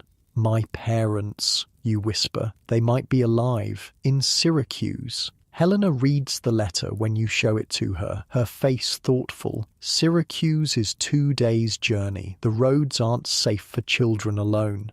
I have to go, you insist. They're my parents. Yes, you do, she agrees, surprising you. And you won't go alone. Thomas will accompany you. Relief washes over you. Thank you. You've earned it, Helena says simply. You're a good worker and you've become part of this farm. Family looks after family. The words touch you deeply. After so much loss, so much displacement, you've found belonging here. What about me? Marcus asks in a small voice. Will you come back? You kneel to his level, looking him in the eye. Of course I will. I promise. You're my family too now. The journey to Syracuse takes exactly 2 days, as Helena predicted. You and Thomas set out at dawn, following the main road. He carries a staff for walking and protection, and Helena has provided food and a small amount of coin for emergencies. Thomas proves an excellent travelling companion, vigilant but calm, full of stories about Sicily's long history to pass the time. He remembers the island before Justinian's reconquest, when it was ruled by Ostrogoths, and before that by Vandals, and before that by the Western Roman Empire. The land remains while empires come and go, he philosophizes as you walk. The people endure, whoever claims to rule them. Syracuse looks different as you approach it this time, not as a desperate refugee, but as someone with purpose, with hope. The city walls still rise impressively against the dim sky, but now they represent possibility rather than barrier. Demetrios meets you at the same church where you first stayed upon arriving in Sicily. He's thinner than you remember, but his eyes light up when he sees you. "You came," he says, embracing you briefly. "Good, they're staying nearby. I told them it might be you, but didn't want to raise false hopes." "Are you sure it's them?" you ask, heart pounding. "They're from your village. They described a child your age, with your name, separated during the Constantinople fire. It has to be them." Thomas waits at the church while Demetrios leads you through the streets to a small inn near the harbour. Your legs feel weak, your mouth dry with nervousness. What if they're not your parents? What if they are, but they've changed, hardened by their experiences as you have? The inn is humble but clean, catering to sailors and merchants of modest means. Demetrios speaks briefly to the innkeeper, who points upstairs. As you climb the narrow steps, your hand clutches the wooden bird in your pocket, your father's last gift. The room is small, with a single window overlooking the harbour. A man and woman sit on the edge of the bed, rising quickly as the door opens. For a moment, you just stare at each other across the room. They're thinner, greyer, their faces lined with hardship, but the eyes, your father's deep brown, your mother's lighter hazel, are unmistakable. "It's you," your mother whispers, her voice breaking. "It's really you." And then you're in their arms, all three of you crying and laughing at once, holding each other as if you might disappear again at any moment. "We thought we'd lost you forever," your father says, his voice thick with emotion. "How did you survive the fire?" you ask, still hardly believing they're real. They tell their story in turns, the words tumbling out. After you left on the ship, they tried to find passage on another vessel, but the harbour was in chaos, ships leaving in panic or refusing more passengers. "We headed for the city gates instead," your father explains, "fighting our way through streets already burning." They made it out of Constantinople with a group of other refugees travelling west on foot, taking whatever work they could find along the way. They survived bandit attacks, hunger, exposure to the elements. What kept them going was the hope, however slim, of finding you. "We heard rumours of a ship that made it to Sicily," your mother says. "A ship with children aboard. We had to try." Their journey took months, delayed by your mother's health, by the difficulty of travel in the darkened world. They only reached Syracuse a week ago, asking everyone they met about refugee children from Constantinople. "And then this man found us," your father says, nodding toward Demetrios. "Said he might know where you were." You turn to Demetrios, gratitude beyond words filling you. "Thank you," you manage to say, "for everything."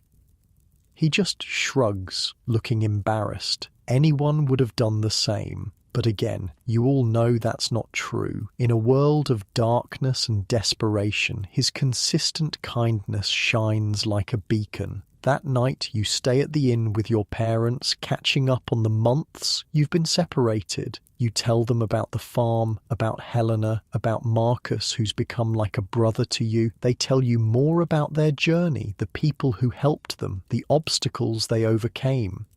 What happens now? You ask eventually. Will we stay in Syracuse? Your parents exchange a look. We thought to take you back east, your father says. There's word that conditions are improving in some parts of Anatolia. The idea of another journey, of leaving the stability you found at Helena's farm, fills you with unexpected dread, and there's Marcus to consider. You promised him you'd return.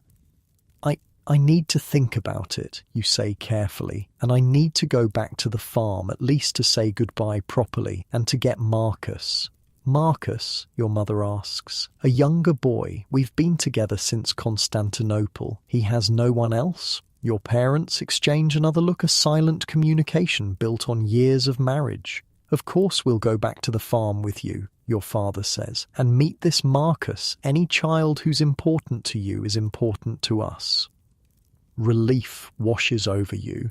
They understand. They're still your parents, still the loving, reasonable people you remember from before. The next morning, you, your parents, and Thomas prepare for the journey back to Helena's farm. Demetrios sees you off at the city gate. Will you come visit? You ask him. When I can, he promises. And if you ever need anything, I know, you say, smiling. We'll find you. The journey back to the farm takes longer than the trip to Syracuse. Your mother still isn't fully recovered from her ordeal and needs frequent rest, but no one minds the slower pace. After so long apart, just being together is enough. You tell your parents more about farm life as you walk, about the fields and animals, about Helena's firm but fair management. They listen attentively, asking questions, showing interest in this chapter of your life they weren't part of. It sounds like you've done well there, your mother observes. Found a place for yourself. I have, you agree. It's not like our village, but it's become home in a way. And this Marcus, your father says, tell us more about him. You describe the younger boy. His gentleness with animals, his quiet resilience, the way you've looked after each other. He's lost everyone, you explain. His father put him on the ship during the fire, like you did with me, but his father didn't make it out. Poor child, your mother murmurs.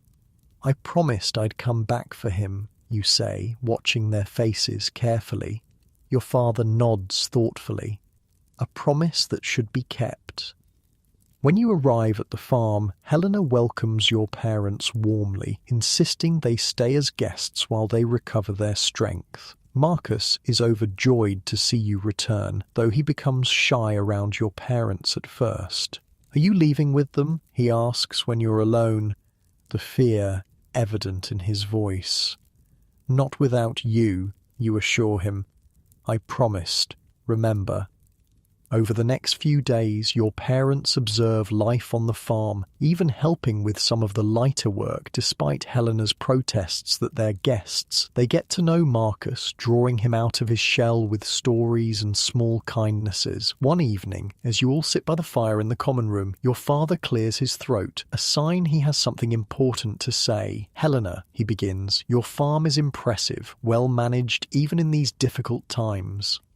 Thank you, Helena says, looking curious about where this is going. My wife and I have been talking. We had thought to return east to try rebuilding our lives there, but seeing this place, seeing how our child has thrived here, he glances at your mother, who nods encouragingly. We wonder if there might be room for 2 more workers, permanent ones. Helena doesn't look entirely surprised. I could use experienced farmers, she admits, especially with spring planting coming, darkness or no. And Marcus, your mother adds, he would stay with us, of course, as family. Marcus's head snaps up, his eyes wide with hope and disbelief. Really? Really? Your father confirms. If that's what you want. Marcus looks at you, silently asking if this is truly happening. You nod, your own heart full. This is more than you dared hope for. Your parents found, a home secured, Marcus included in your reunited family. Then it's settled, Helena says, practical as always. There's an empty workers' house at the south end of the property, needs some repair, but it would suit a family of 4 well enough. And just like that, another new chapter begins. Your parents take up residence on the farm, your father working the fields, your mother helping with food preservation and textile work. The empty workers' house becomes your family home, larger than your room in the barracks, with space for all of you. Marcus officially becomes part of your family, a brother in all but blood. At first, he's tentative around your parents, as if afraid they might change their minds, but their consistent kindness gradually wins his trust. "Do you think they really want me?" he asks one night, as you both settle into your beds in the new house. "I know they do," you assure him. "They wouldn't have said it otherwise. But I'm not their real child." "Neither am I anymore," you say, surprising yourself with the insight. "Not the same one they lost in Constantinople. We've all changed. We're building something new now." As winter slowly gives way to spring, you notice subtle changes in the world around you. The blue haze that has cloaked the sun for nearly a year seems to be thinning, ever so slightly. Some days the light is almost normal for a few hours, before dimming again. Thomas, with his decades of observing nature, notices too. The darkness is lifting, he tells you one day, as you both check the fruit trees for signs of budding. Slowly, but it's happening. How can you tell? He points to a nearby tree. "See those buds? They're earlier than last year. And the birds, listen, more of them singing. Nature knows things we don't." You listen. And he's right. There are more bird songs than you've heard since the darkness began. A cautious hope begins to bloom inside you, matching the tentative buds on the trees. Reports from travelers confirm what you're observing. Throughout the empire, the darkness is gradually receding. Not all at once and not completely, but enough to notice, enough to hope. One clear morning in early April, about a year after the darkness first descended, you rise before dawn as usual, but as you step outside to begin your chores, you notice something different. The eastern horizon has a distinct glow, not the diffuse lightning of the past year, but a genuine herald of sunrise. You stand transfixed as the glow brightens, spreads, and then, almost shocking after so long, the edge of the sun appears, golden rather than blue, distinct rather than hazy. It climbs slowly into the sky, still partially veiled by lingering haze, but undeniably stronger than it's been in a year. Others emerge from their houses, drawn by the unusual light. Helena, Thomas, your parents, Marcus, all the farm workers, everyone stands silently watching this ordinary miracle of sunrise that had been denied for so long. "It's coming back," Marcus whispers, slipping his hand into yours. "Yes," you agree. "It's coming back." The sun's return isn't complete or permanent. In the days that follow, some mornings are brighter, others nearly as dim as before. But the trend is clear. The darkness is receding, the natural order gradually reasserting itself. With more sunlight, the land begins to respond. Plants grow more vigorously, animals become more active, people's spirits lift, energy returning after the long lethargy of darkness. But along with this hope comes troubling news. The plague that began in Egypt has indeed spread, reaching Sicily's eastern ports. Syracuse has reported cases, with quarantine measures being hastily implemented. Helena institutes strict rules. No one is to travel to the city unless absolutely necessary. Any supplies needed will be obtained from smaller, local markets. Anyone feeling ill is to report it immediately. "The darkness weakened people," she explains, "made them vulnerable to disease. We must be vigilant now, even as the light returns. For once, the farm's relative isolation becomes an advantage. Distance from population centres means distance from contagion. You continue your work watchful but not panicked, grateful for each day of increased sunlight." Your family settles into a rhythm, adapting to life on the Sicilian farm. Your parents speak often of your Byzantine village, keeping memories alive, but they don't talk of returning. Too much has changed. This is home now. Marcus blossoms under the care of your parents, especially your father, who teaches him more about animal husbandry. The shy, traumatized boy who boarded a ship in burning Constantinople is becoming a confident, capable child with a special gift for healing sick animals. And you find yourself in a strange position, both child and adult, having experienced more in a year than many do in a lifetime. The darkness aged you, forced you to grow up fast. Now, with your family reunited and expanded, you feel yourself relaxing slightly, allowing yourself to be young again in some ways. One evening, as your family sits together outside your house, enjoying the longer twilight that comes with the strengthening sun, your father puts his arm around you. "I'm proud of you," he says simply, "for surviving, for helping Marcus, for becoming who you are now." The words fill a space inside you that you didn't realize was empty. For so long, you focused on physical survival, food, shelter, safety. This recognition of who you've become, the inner person forged by crisis, touches something deeper. "I had help," you say, thinking of Demetrios, Helena, Thomas, all those who guided you through the darkness. "We all did," your father agrees. "That's how we survived, together." As the stars appear overhead, brighter now, more visible as the atmospheric haze continues to thin, you reflect on the journey that brought you here, from your small Byzantine village to Constantinople, from burning city to perilous sea, from refugee to farm worker, from lost child to found family.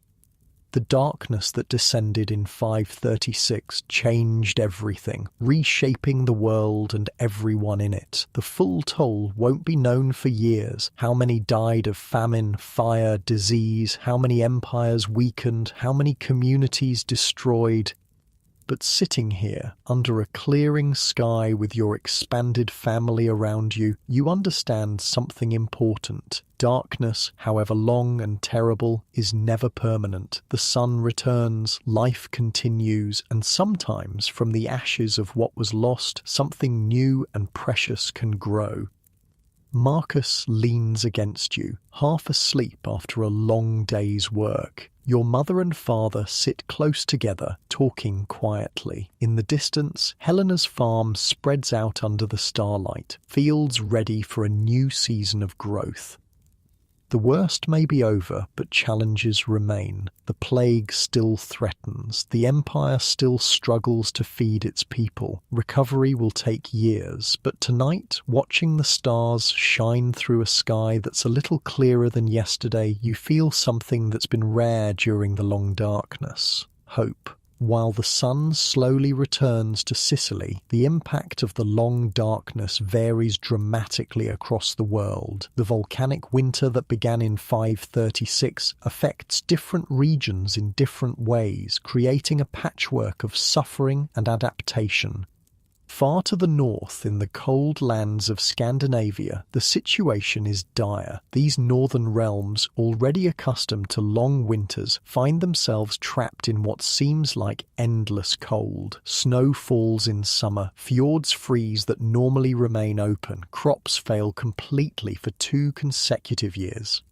A Norse chieftain stands at the edge of a bog, his breath clouding in air that should be summer warm. Behind him, members of his clan wait silently, watching as he weighs the heavy gold arm ring in his hand. The piece represents generations of wealth traded for and fought over, a symbol of his family's status. Without ceremony, he hurls it into the dark waters of the bog. The gold gleams briefly in the dim light, then disappears with a soft splash. Other treasures have preceded it: brooches, weapons, even a small chest of Roman coins. Offerings to the gods, desperate attempts to end the darkness that has brought famine to his people. "Will it be enough?" asks his son, standing at his shoulder. The chieftain watches the ripples on the water's surface. It must be, he says, though doubt edges his voice. The gods must be appeased.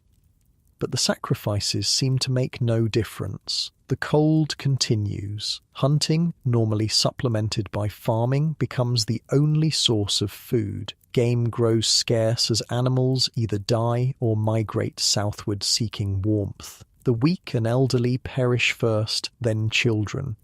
Entire villages are abandoned as survivors consolidate, huddling together for warmth and protection. These events will echo through Norse memory for centuries, eventually finding expression in the legend of Fimbulwinter, the terrible winter that precedes Ragnarök, the end of the world. The darkness of 536 becomes mythologized, a cautionary tale of God's wrath and human suffering. In China, nearly 5,000 miles to the east, different signs of disaster appear. Chronicles from the Southern Dynasty's period record a strange yellow dust falling from the sky, volcanic ash carried on high-altitude winds. People scoop it up by the handful, puzzling over its nature and source. Is it a punishment from heaven? A warning? The imperial court's astronomers observe the blue sun with growing concern. In Chinese cosmology, such celestial abnormalities reflect disorder on Earth, suggesting the emperor, the son of heaven, has lost the mandate of heaven. Political instability follows environmental disaster, as it often does. Then comes the cold. Frost appears in midsummer, snow falls in August in northern provinces. The delicate rice paddies of the south suffer, yields dropping dramatically. Imperial granaries are opened, but supplies are limited. Famine spreads through Qingzhou and other northern regions. The chronicles record the devastating result. 7 or 8 out of 10 people died. Entire communities vanish, never to be rebuilt. The population of northern China drops precipitously, altering settlement patterns for generations. In Mesoamerica, the Moche civilization of Peru faces a different aspect of the same global catastrophe. Here, the volcanic winter combines with an unusually strong El Niño weather pattern, creating a devastating 1-2 punch. Waters warm, decimating the fish stocks that form a dietary staple. Heavy flooding destroys sophisticated irrigation systems built over generations. The Moche, known for their remarkable metalwork and ceramics, their complex society and engineering prowess, find themselves suddenly vulnerable. Political leadership falters as it fails to address the crisis. Religious authority is questioned when rituals and sacrifices don't bring back normal weather. Archaeological evidence will later show this period as a breaking point, the beginning of the end for Moche civilization. The darkness of 536 becomes a pivot point in their history when environmental catastrophe undermines cultural foundations. Even in the Arabian Peninsula, where conditions are less severe than in northern regions, the volcanic winter brings change. Paradoxically, the climate shift actually increases rainfall in this normally arid region. Areas that were marginal for agriculture briefly become more productive, altering trade patterns and population movements. This temporary greening of Arabia, combined with the weakening of the Byzantine and Sasanian empires due to famine and plague, creates conditions that will, in coming decades, facilitate the rapid expansion of a new power. Though none can foresee it yet, the volcanic winter of 536 helps set the stage for the rise of Islam and the Arab conquests that will reshape the Mediterranean world. In all these places, people search for explanations. Without modern understanding of volcanology, atmospheric science, or global climate systems, they turn to frameworks that make sense to them: religious, supernatural, moral. Some see divine punishment for collective sins, others blame sorcery or malevolent spirits. Political leaders face accusations of moral failure that has angered the heavens. The human need to find meaning in suffering, to identify causes and solutions, plays out differently across cultures but with the same underlying psychological need. Back in Sicily, on Helena's farm, you remain unaware of these global dimensions. Your world has contracted to the immediate and practical, the daily work of survival, the care of your reunited family, the gradual adjustment to the sun's slow return.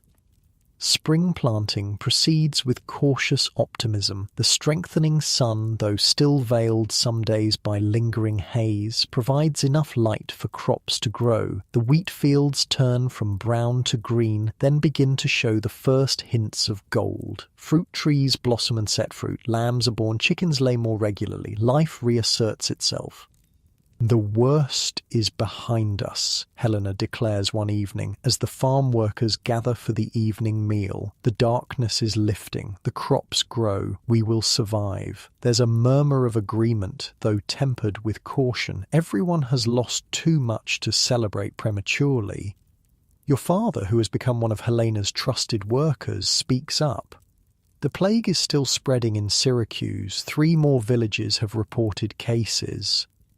A hush falls over the gathering. The plague that began in Egypt has indeed continued its inexorable spread, reaching Sicily's eastern coast and moving inland. So far, your farm has been spared, protected by distance and Helena's strict quarantine measures, but the threat looms.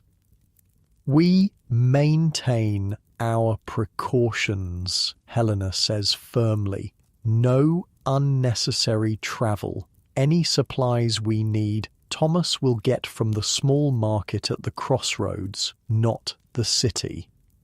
No one argues. The discipline that kept you all fed during the darkness will now be directed toward avoiding disease. That night, as your family retires to your small house, your mother brings up a subject that's been weighing on her mind. "We should teach the children to read," she says, as she mends a torn tunic by lamplight. Both of them. Your father looks up from the wooden figure he's carving, a sheep for Marcus, who collects these small tokens of affection. "Read? Is that necessary for farm life?" "It's necessary for life," your mother insists. "My mother taught me, and I want to pass it on, especially now, after—" She doesn't finish the thought, but doesn't need to. After the darkness, after nearly losing everything, knowledge, like the small treasures you all carried through your journey, is something that can't be taken away. Your father considers, then nods. "You're right, but do we have anything to read from, or write on?" It's a practical concern. Books are rare and expensive, parchment similarly so, but your mother has thought of this. "Helena has a copy of the Gospels. I've already asked if we might borrow it sometimes, and for writing we can use wax tablets. I'll speak to Thomas. He knows how to make them." And so, a new element enters your daily routine. In the evenings, after chores are done, your mother teaches you and Marcus the basics of reading and writing. She starts with the Greek alphabet, drawing the letters in the dirt floor of your house when no other material is available. Marcus struggles at first, his young mind more attuned to practical skills than abstract symbols, but he perseveres, motivated partly by your example and partly by the stories your mother promises he'll be able to read for himself someday. "Will I read about heroes?" he asks one night, tracing a wobbly alpha in the dirt. "If you want to," your mother says, "or about animals or distant lands or anything that interests you. That's the magic of reading. It opens doors to places you've never been." Your father watches these lessons with growing interest, occasionally joining in. Though he can't read himself, he recognizes the value of what your mother is teaching. Sometimes he tells stories while you practice, tales from your Byzantine village, legends from the old Roman Empire, even accounts of the darkness that you've all lived through. He's becoming the family's historian, preserving memories through oral tradition while your mother handles written knowledge. Spring advances into early summer. The days grow longer, the sun stronger. The haze that dimmed the world for so long continues to thin, though some days are still darker than they should be. The natural rhythms of life, disrupted for over a year, gradually normalize. Word comes that Emperor Justinian has declared the darkness officially over, attributing its end to divine favor resulting from his religious policies and church-building programs. Few on the farm pay much attention to such pronouncements. Imperial politics seem distant from your daily concerns, though Helena keeps track of such news, aware that decisions in Constantinople eventually affect even remote Sicilian farms. One warm June morning, as you help your father in the wheat fields, you notice a group of travellers on the road that passes near the farm. This isn't unusual in itself. With conditions improving, more people are moving about the countryside, but something about these particular travellers catches your attention. "Father," you say, pointing. "Look." He straightens from his work, shading his eyes against the sun, a gesture that would have been unnecessary during the height of the darkness. What is it? The travellers, their clothes. They're from our region. He looks more carefully, and you see recognition dawn on his face.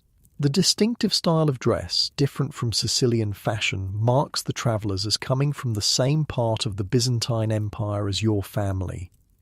Without discussing it, you both head toward the road. As you get closer, the group resolves into 5 people, 3 men and 2 women, dusty from travel, carrying packs and walking with the weary determination of long-distance travellers. Your father calls out a greeting in your native dialect. The travellers stop, startled to hear their home language so far from home. "You're from the east?" asks the oldest man, eyeing you both with cautious hope.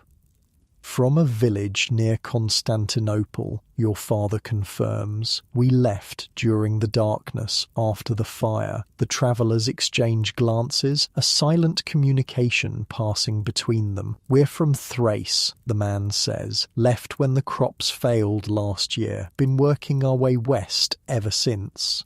"How are things back home?" your father asks, the question that's always in the minds of displaced people. The travellers' expressions turn grim. "Bad," says one of the women. "The darkness lifted earlier in the west than the east. Our region lost 2 full growing seasons. Many starved. And now the plague," adds another traveller. "Started in Egypt, spread north. Constantinople was hit hard. They say 1/3 of the city died within months." Your father's face pales. "The whole city?" "The whole empire, from what we hear, moving west along the trade routes. That's why we keep moving, trying to stay ahead of it." The conversation continues, your father inviting the travellers to rest at the farm, Helena approving temporary shelter in one of the outbuildings, provided they show no signs of illness. They're grateful for the hospitality, though they plan to continue westward after a few days' rest. That evening they share more news from the east over a simple meal. The Byzantine Empire struggles with multiple crises, the aftermath of the darkness, the spread of plague, ongoing military campaigns draining resources. Emperor Justinian himself fell ill with the plague, but survived, one of the lucky ones. His ambitious program to reconquer the Western territories continues despite these challenges, stretching imperial resources thin. "Some say it's the end times," one traveller comments, breaking off a piece of bread. "Darkness, pestilence, war, just as the scriptures foretold. People always think they're living at the end of the world," Thomas says dryly. His decades have given him perspective. Yet somehow, life goes on. Not for everyone, the traveller counters. Half my village didn't survive the famine, and the plague takes even the strongest. There's no arguing with this grim reality. Your family exchanges glances, each thinking of your own narrow escape from Constantinople, the chain of fortunate circumstances that led to your survival when so many others perished. The travellers move on after 3 days, continuing their westward journey, fleeing memories of darkness and rumours of plague. Their visit leaves your family contemplative, grateful for the relative security of Helena's farm, yet aware of how precarious that security might be. Should we be moving too? Your mother asks that night after you and Marcus are supposedly asleep. Trying to get further from the plague's path? Where would we go? Your father responds. The travellers said it's spreading everywhere along the trade routes, and we have a good situation here. Work, shelter, food. But if the plague comes, then we might face it anywhere. Better here, with land to grow food, with some distance from the cities. Their worried conversation continues in low tones. You pretend to sleep, but the traveller's news has unsettled you too. Just when the darkness is lifting, when life is beginning to feel stable again, a new threat looms. Marcus, who actually was asleep, stirs beside you. "What's wrong?" he murmurs, attuned to your restlessness. "Nothing," you whisper. "Go back to sleep." But he's perceptive beyond his years, shaped by trauma into heightened awareness. "You're worried about the plague." There's no point denying it. "Yes." He's quiet for a moment. "Will it come here?" "I don't know," you answer honestly. "Maybe, maybe not." "If it does," he says, his voice small in the darkness, "we'll face it together. Like everything else." His simple faith touches you deeply.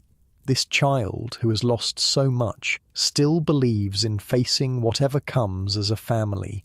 His resilience shames your fear. Yes, you agree. Together. July brings the wheat harvest, earlier than the previous year, though still delayed compared to pre-darkness patterns. The yield is better than expected, not a bumper crop by any means, but enough to see the farm through and have surplus to sell. Helena is pleased, rewarding all the workers with a small share of the proceeds.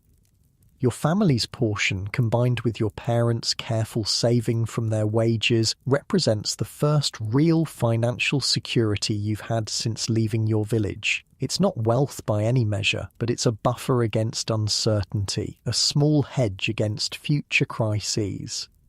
"We should save most of it," your father says, carefully counting the coins, "but perhaps a small portion for something special. The children have worked hard too." The something special turns out to be a visit from a travelling merchant who stops at the farm with a cart of wares. Most are practical items, tools, cloth, spices, but among them are a few luxuries, small mirrors, simple jewellery, toys.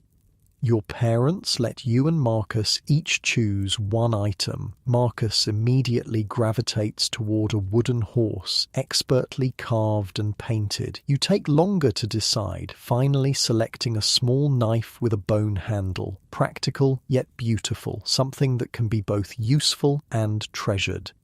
As August approaches, bringing real summer heat for the first time in 2 years, news comes that the plague has reached western Sicily. A coastal town less than a day's journey away reports multiple cases, with deaths following quickly. Helena calls a meeting of all farm workers. From now on, no one leaves the farm unless absolutely necessary, she announces. Anyone who must go for supplies will wash thoroughly upon return and sleep separately for 3 days to ensure they show no symptoms.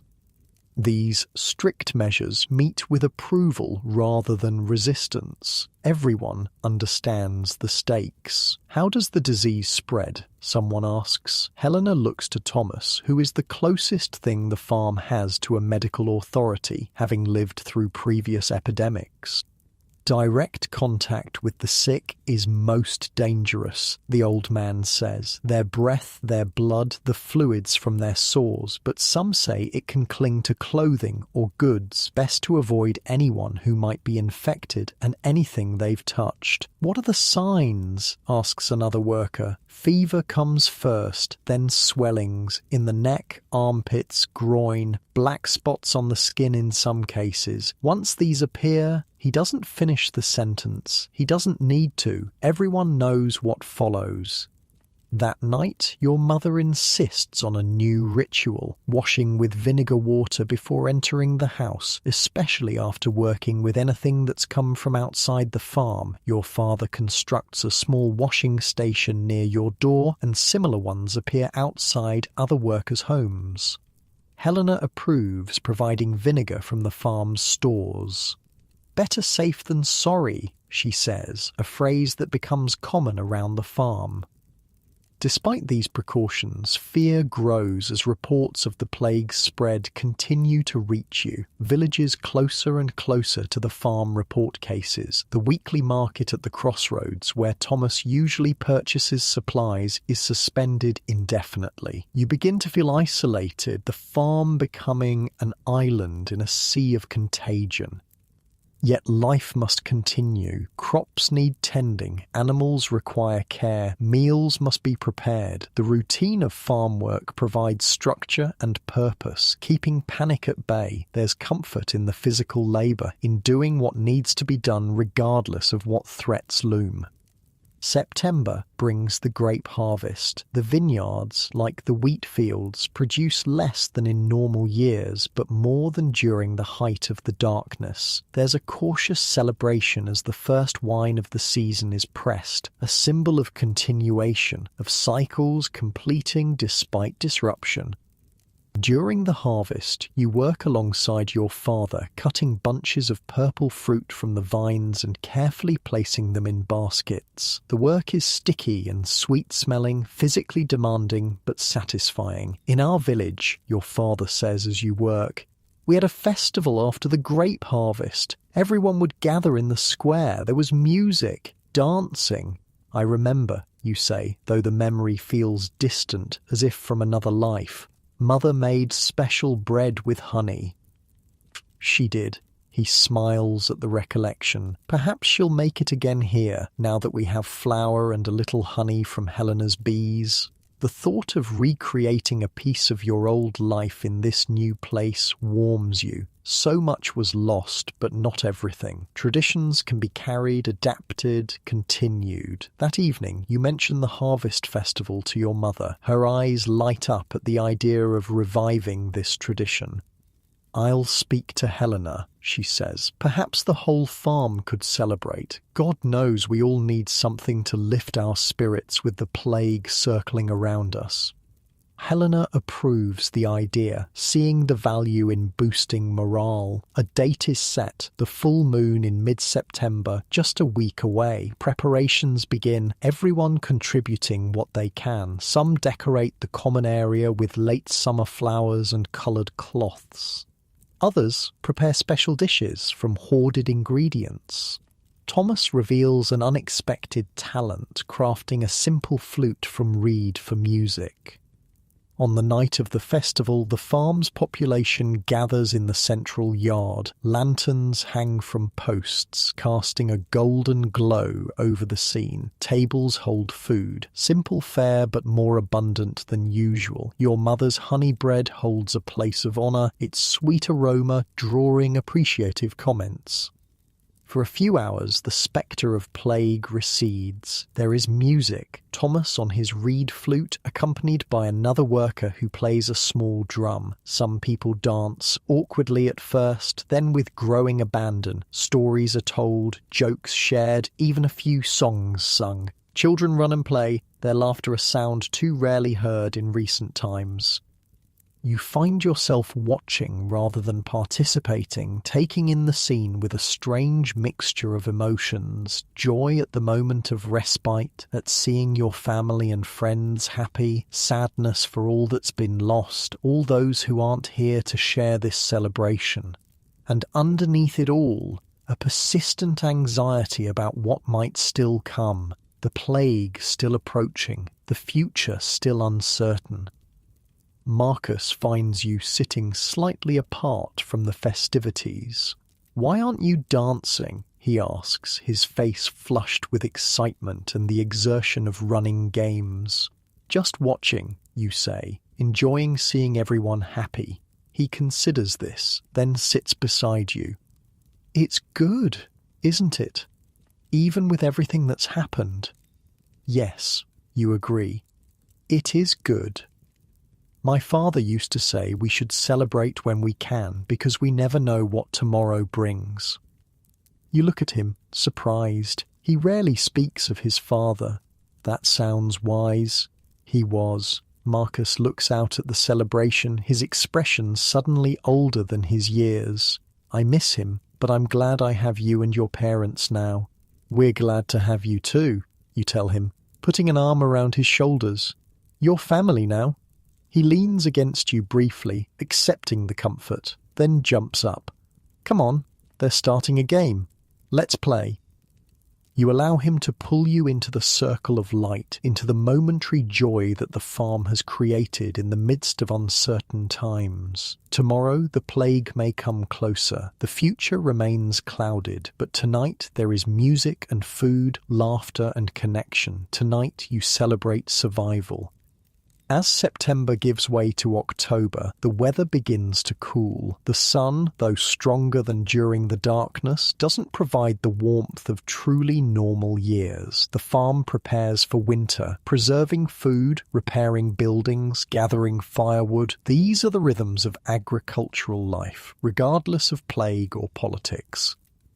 News continues to filter in about the wider world. The plague has indeed reached nearby communities, though by some miracle the farm remains untouched. Emperor Justinian's armies continue their campaigns in Italy against the Goths, with varying success. The broader consequences of the darkness are becoming apparent. Population decline in hard-hit areas, political instability, economic disruption.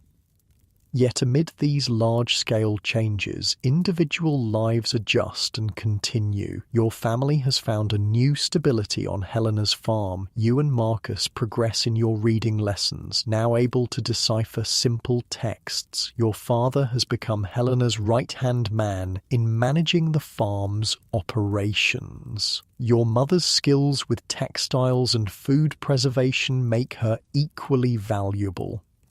The darkness that descended in 536 altered the course of your lives as it did for millions across the world. The full impact won't be understood for generations, how it weakened empires, shifted population patterns, even influenced religious beliefs. Historians will later point to this period as the beginning of the late antique Little Ice Age, a century-long cooling that reshaped medieval Europe. But for you, on this Sicilian farm in the autumn of 537, such grand historical patterns remain invisible. What matters is the daily work of living, tending crops, caring for animals, maintaining shelter, preserving food. What matters is family, both blood relations and those like Marcus, bound by shared experience and mutual care. What matters is community, the network of support and interdependence that makes survival possible in difficult times. One crisp October evening, as your family sits by the fire in your small house, your father pulls out a surprise, a scroll of parchment purchased secretly during his last trip to the Crossroads market once it reopened. For your lessons, he tells you and Marcus. Something new to read. Not just the borrowed Gospels. Your mother unrolls it carefully. It's not a professionally copied text. Those would be far too expensive, but rather a collection of stories written out by someone with reasonable penmanship, tales from Greek and Roman tradition simplified for young readers. "Where did you find this?" your mother asks, clearly delighted. "A former tutor selling his work," your father explains. "He's travelling west, away from the plague, needed money for his journey." The scroll becomes the centerpiece of evening lessons. The stories within, of gods and heroes, of clever tricksters and brave adventurers, transport you beyond the farm, beyond Sicily, beyond the present moment with all its lingering dangers. Marcus particularly loves the tale of Daedalus and Icarus, though the ending troubles him. Why did Icarus fly too close to the sun, he asks one night. Didn't he know it was dangerous? Sometimes people don't believe danger is real until it's too late, your mother explains, or they think the rules don't apply to them. Like people who don't take precautions against the plague, Marcus asks, making a connection that surprises you with its insight. Yes, your mother agrees. Just like that. As October turns to November, the first truly cold weather arrives. Not the unnatural chill of the darkness period, but the normal cold of approaching winter. The farm's rhythm slows, outdoor work diminishing as nature enters its dormant phase.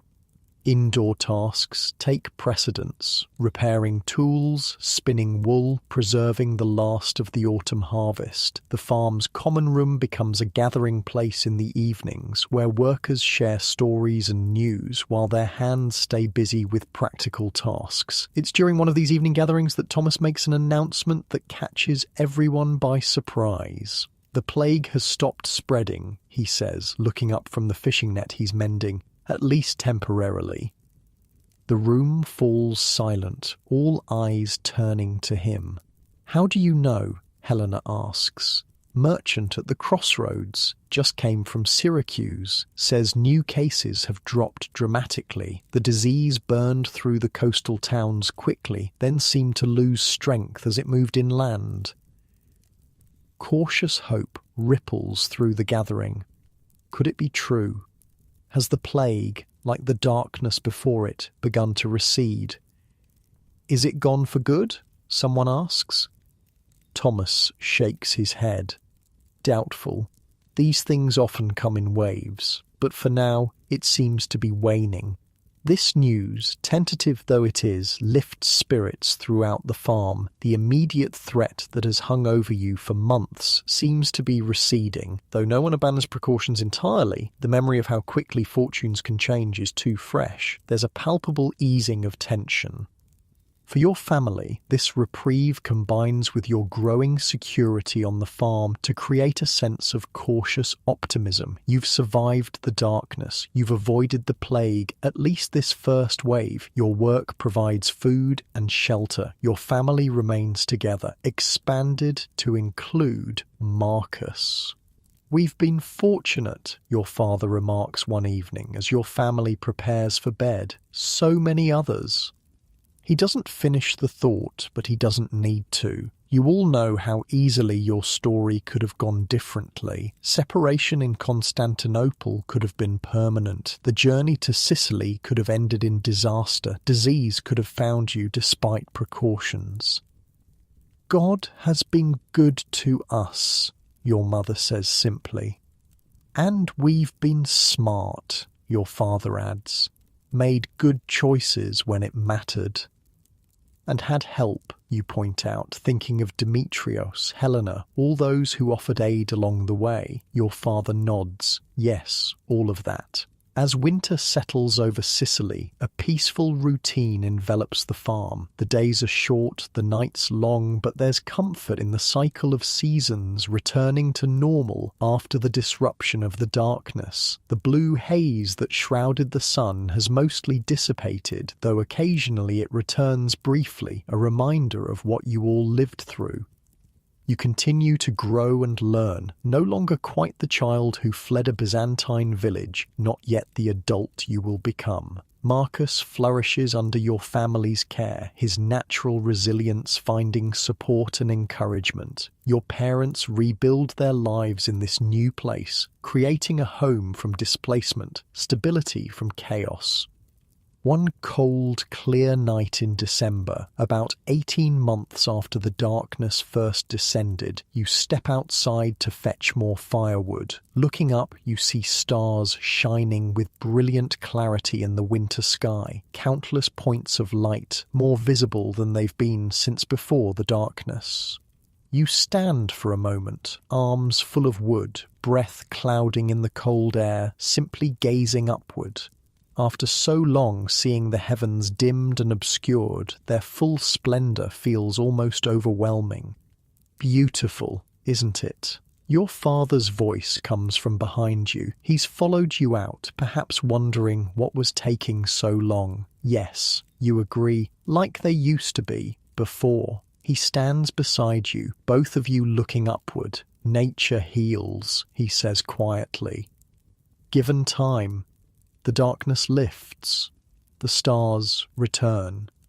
Do you think everything will go back to how it was? You ask. Before the darkness? He considers this.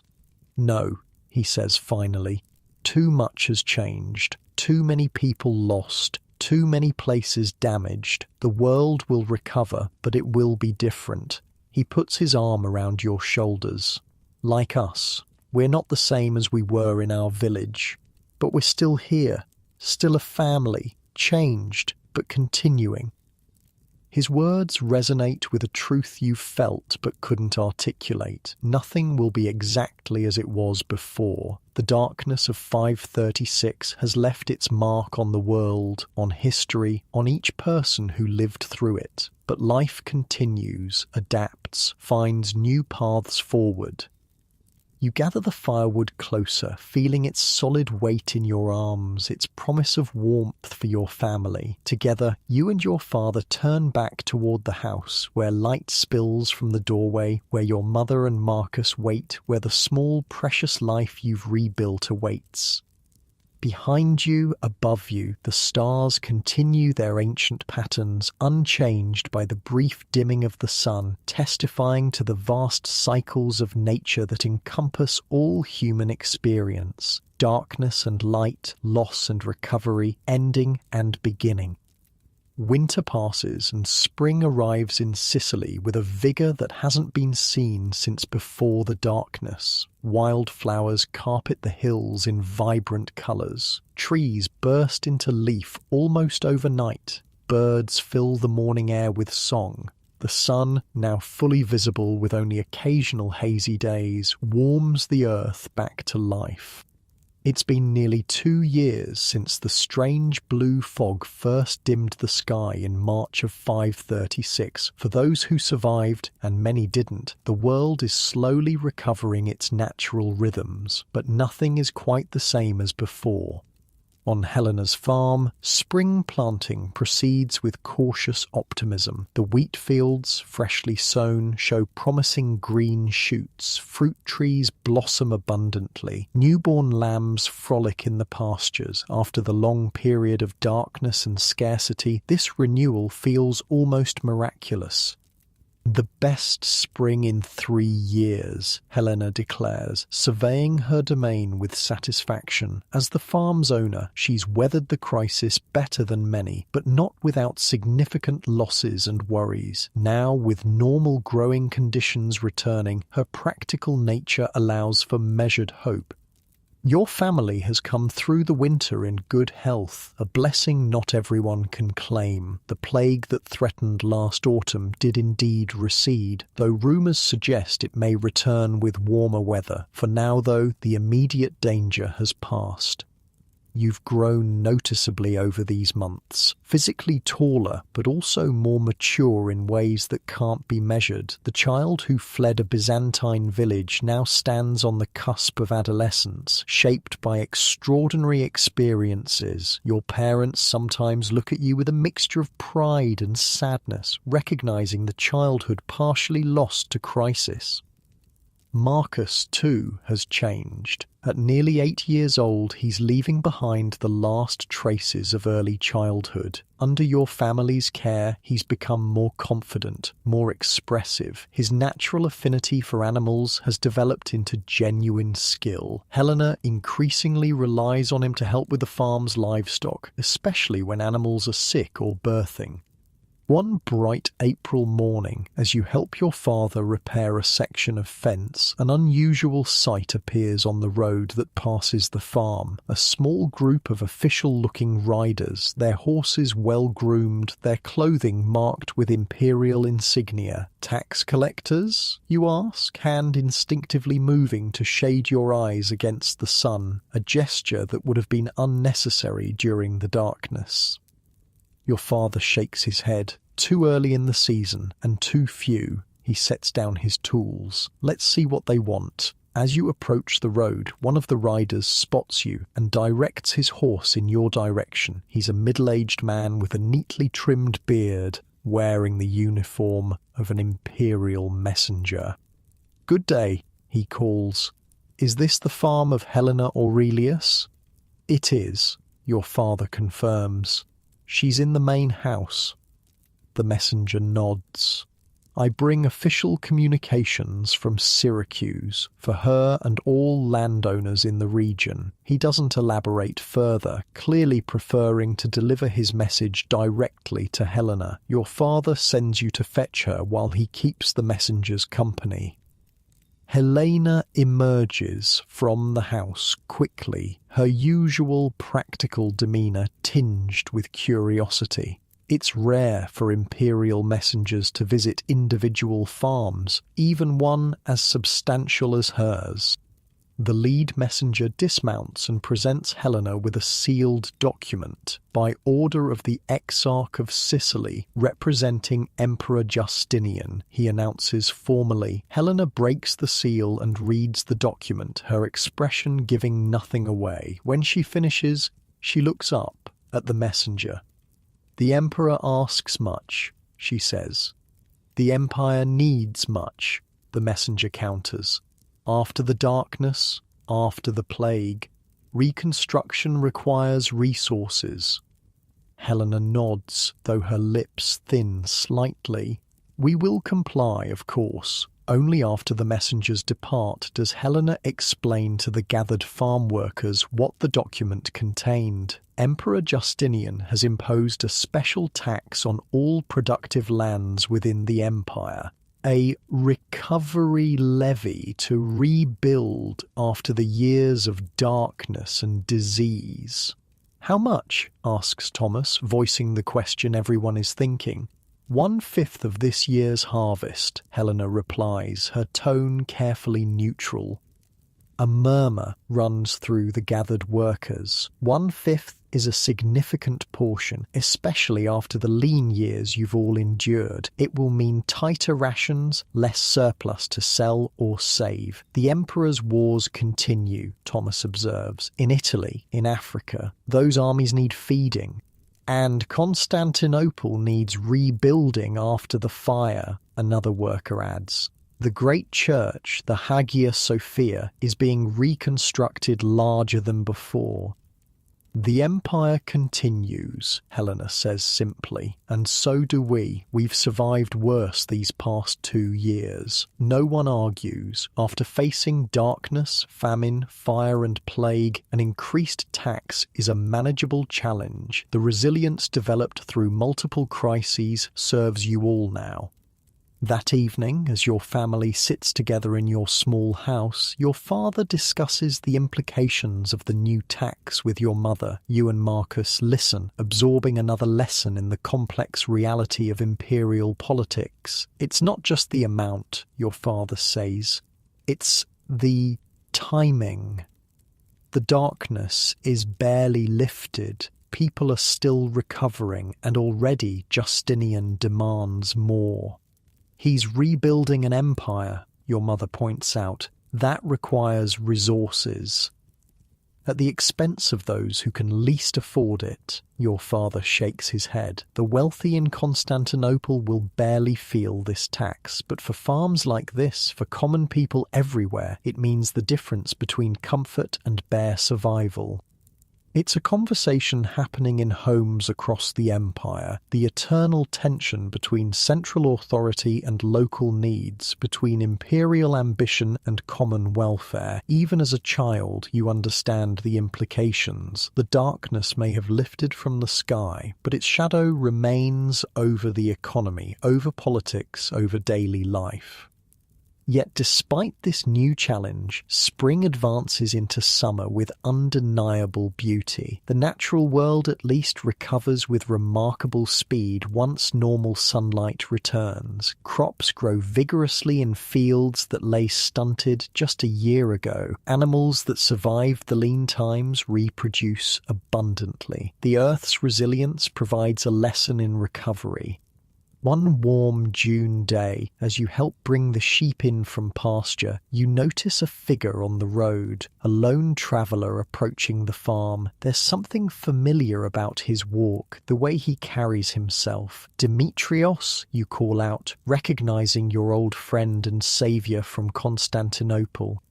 He waves, quickening his pace. You haven't seen him since he left you at Helena's farm with your newly reunited parents nearly a year ago. As he gets closer, you can see he looks well, thinner perhaps, but healthy, his face tanned from outdoor work. Your reunion is joyful. Your parents welcome him warmly, Marcus shyly remembers him, and Helena offers hospitality as she would to any friend of her workers. Over a simple meal, Demetrios shares news from Syracuse and beyond.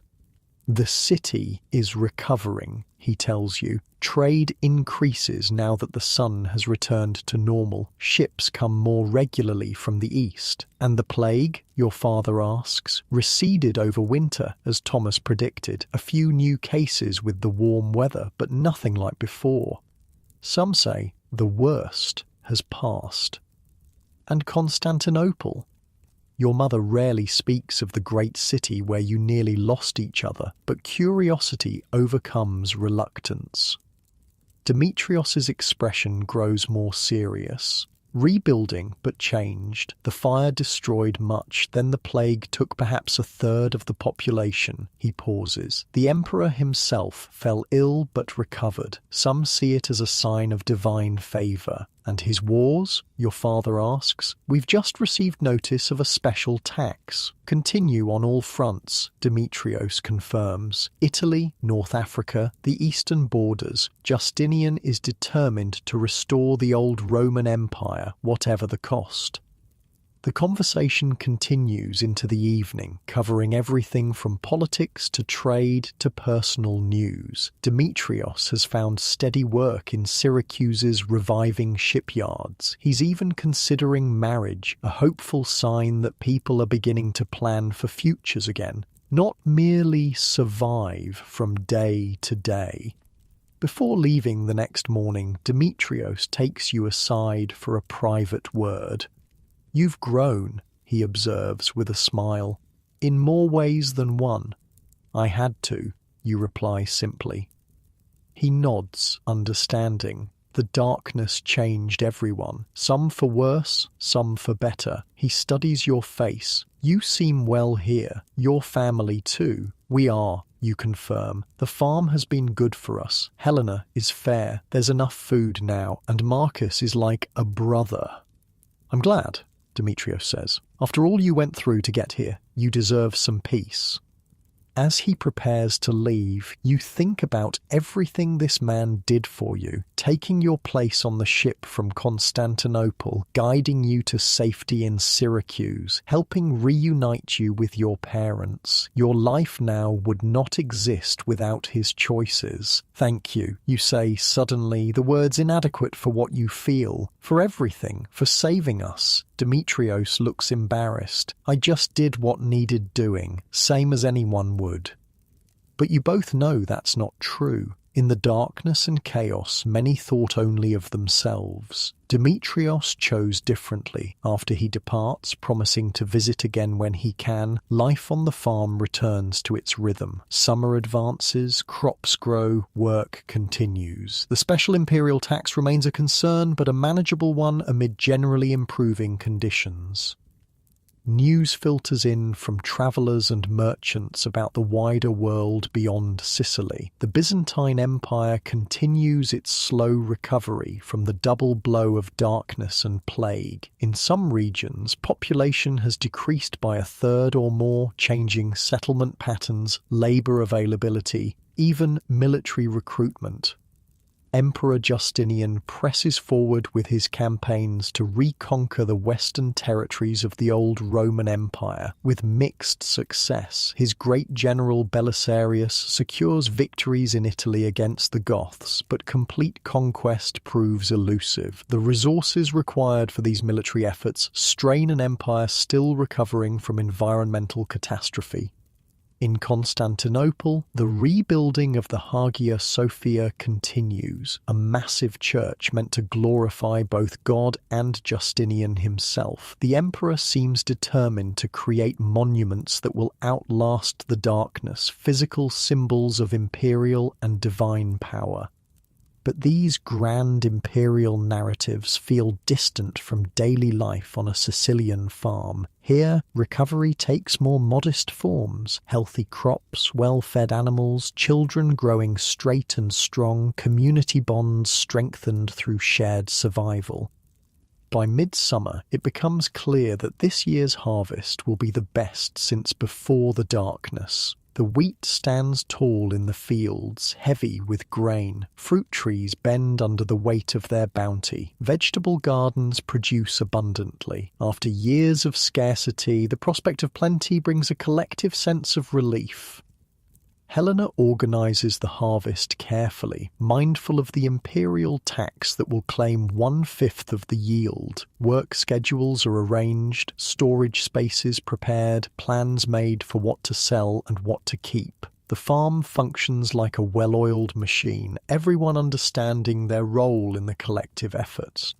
As July turns to August, harvest begins in earnest. It's exhausting work under the hot summer sun, but no one complains. After the blue dimness of the darkness years, normal sunlight still feels like a blessing, even when it beats down relentlessly. You work alongside your father in the wheat fields, using a small sickle to cut the golden stalks. Your mother and other women bind the cut wheat into sheaves. Marcus helps with water distribution, ensuring no one overheats in the summer warmth. "Remember our first harvest here?" your father asks during a brief rest, passing you a water jug. Just after the darkness began lifting, you nod, wiping sweat from your forehead. Everything was still stunted. The wheat barely reached my knees. And now look. He gestures to the field around you where wheat stands waist-high on an adult. Nature recovers, if given the chance. "Do you ever think about going back?" you ask, the question emerging from somewhere deep inside. "To our village, now that things are better?" Your father is quiet for a moment, considering. "Sometimes," he admits, "I miss it. The mountains, the people we knew, the festivals and traditions." He looks across the field to where your mother works, then toward the pasture where Marcus is visible with the water cart. "But our life is here now. You and Marcus are settled. We have work, security." He doesn't mention what you both know, that your Byzantine village might not even exist anymore. Reports suggest some communities were abandoned entirely during the darkness, populations consolidating for survival. Others were decimated by plague. The world you left behind may have disappeared in more ways than just distance. "Besides," your father adds with a small smile, "I've grown fond of Sicilian wine." The harvest continues for weeks, everyone working from dawn to dusk. When the grain is finally all cut, threshed and stored, Helena declares a day of rest and celebration, a harvest festival similar to the one held the previous autumn, but with greater abundance and less underlying anxiety. The festival becomes an expression of collective relief and gratitude. Food is plentiful, wine flows freely, music and dancing continue into the night. Even Helena unbends somewhat from her usual practical demeanor, allowing herself a cup of wine and a rare smile as she watches her farm community celebrate. During the festivities, Thomas approaches your family, a serious expression on his weathered face, despite the celebratory atmosphere. "May I speak with you?" he asks your parents. About the children, your mother and father exchange puzzled glances but nod, moving slightly away from the main celebration. You and Marcus follow, curious about what concerns the old man. "The children are learning to read and write," Thomas begins, "making good progress from what I've seen." "Yes," your mother agrees cautiously. "We practice most evenings." "They should have more formal education," Thomas says directly. "There's a monastery school in the hills about half a day's journey from here. They accept farm children with aptitude, teach them beyond basic literacy." Your parents look surprised. This possibility hasn't been discussed before. "What kind of teaching?" your father asks. "Reading, writing, numbers, some history, religion, enough that they might become more than farm workers someday if they choose." Thomas looks at you and Marcus. Both show intelligence. It would be a shame to waste it. The suggestion hangs in the air, unexpected and consequential. Education beyond basic literacy is rare for common people, especially those from farming backgrounds. It represents opportunity, potential futures beyond manual labor. "We'll consider it," your father says finally. "Thank you for bringing this to our attention." Later, when the celebration has wound down and your family returns to your small house, the topic resurfaces. "What do you think?" your father asks your mother. "About what Thomas suggested?" "Education is valuable," she replies thoughtfully. "More options for their future. But the monastery is far. They'd have to stay there during the week, only come home for rest days." You and Marcus exchange glances, realizing this decision affects you directly, yet is being discussed over your heads, as adult decisions often are. But your mother notices. "What do you two think?" she asks. "It would be hard work, different from the farm, but it could open doors for you later." Marcus looks to you, as he often does when facing something new or uncertain. At not quite 8, he relies on your greater experience and judgment. "I'd like to learn more," you say carefully, "but I wouldn't want to leave the farm completely, or you." "It wouldn't be leaving," your father clarifies, "just staying at the monastery during teaching days. You'd still live here, be part of this family and farm." "Both of us?" Marcus asks, in a small voice. "Together?" "Of course," your mother assures him. "We wouldn't separate you." The decision isn't made that night, but the seed is planted. Education represents a kind of security different from physical survival, knowledge that can't be taken away, skills that travel with the person, options beyond immediate circumstances. After years of focusing solely on survival, the luxury of considering a longer-term future feels significant. As summer transitions to autumn, life on the farm settles into a comfortable pattern. The imperial tax collectors come for their 1/5 share of the harvest, leaving the farm with still adequate stores for the winter ahead. The weather remains mild, with only occasional hazy days to remind you of the darkness period. The decision about the monastery school is made gradually through discussions with Helena, who supports the idea, Thomas, who provides more information, and between yourselves as a family. By October, it's settled. You and Marcus will begin attending when the new teaching cycle starts after the winter.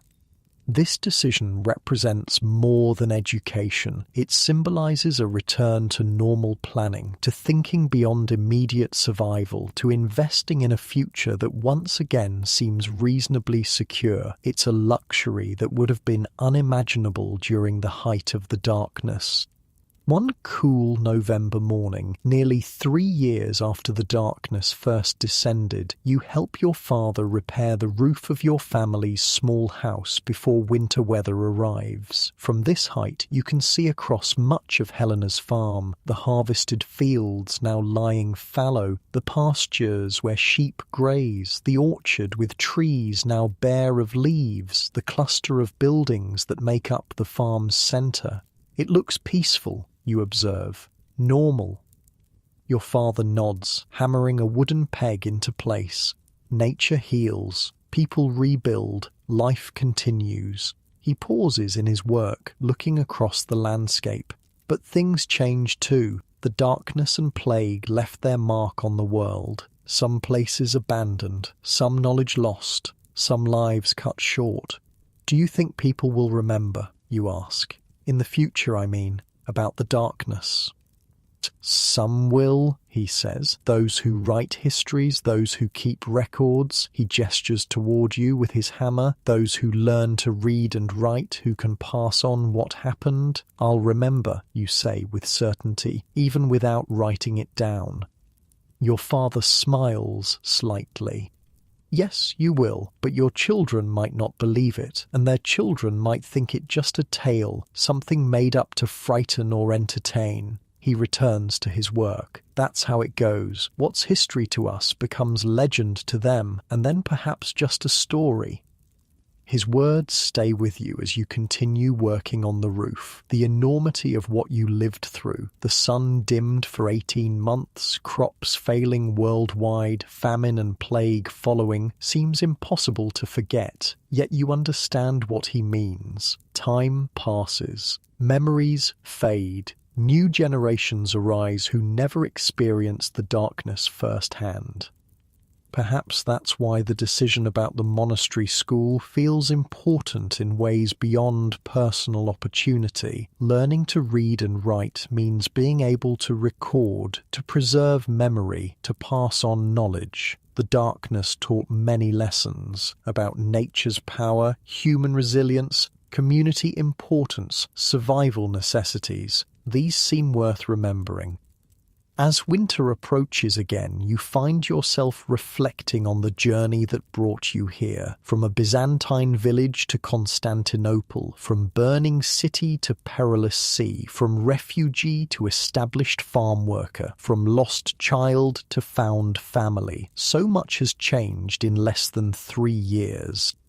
The world, too, has changed. The Byzantine Empire continues under Justinian's ambitious leadership, but with reduced population and resources. His dream of reconquering the Western Roman territories proceeds unevenly, victories balanced by setbacks. The Hagia Sophia rises in Constantinople, a monument to imperial and divine power amid a city still recovering from fire and plague.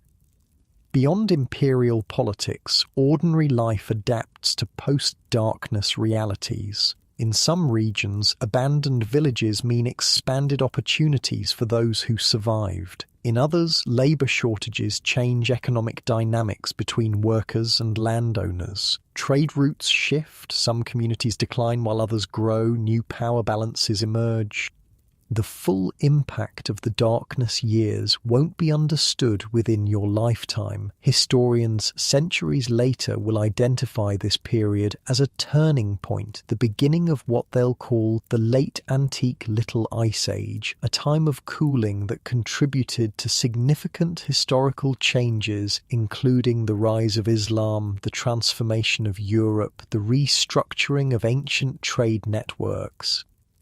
But for you, on a Sicilian farm in late 538, these grand historical patterns remain invisible. What matters is the daily work of living, tending crops, caring for animals, maintaining shelter, preserving food. What matters is family, both blood relations and those like Marcus, bound by shared experience and mutual care. What matters is community, the network of support and interdependence that makes survival possible in difficult times.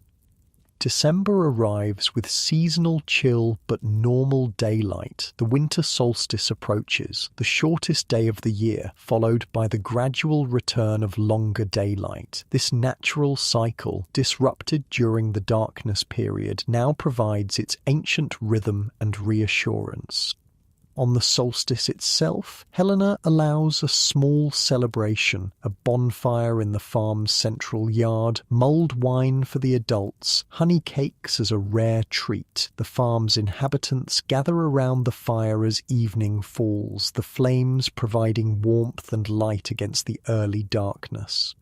Thomas, as the eldest, offers a simple toast to the sun's return, both today and after the great darkness. May we never take its light for granted again.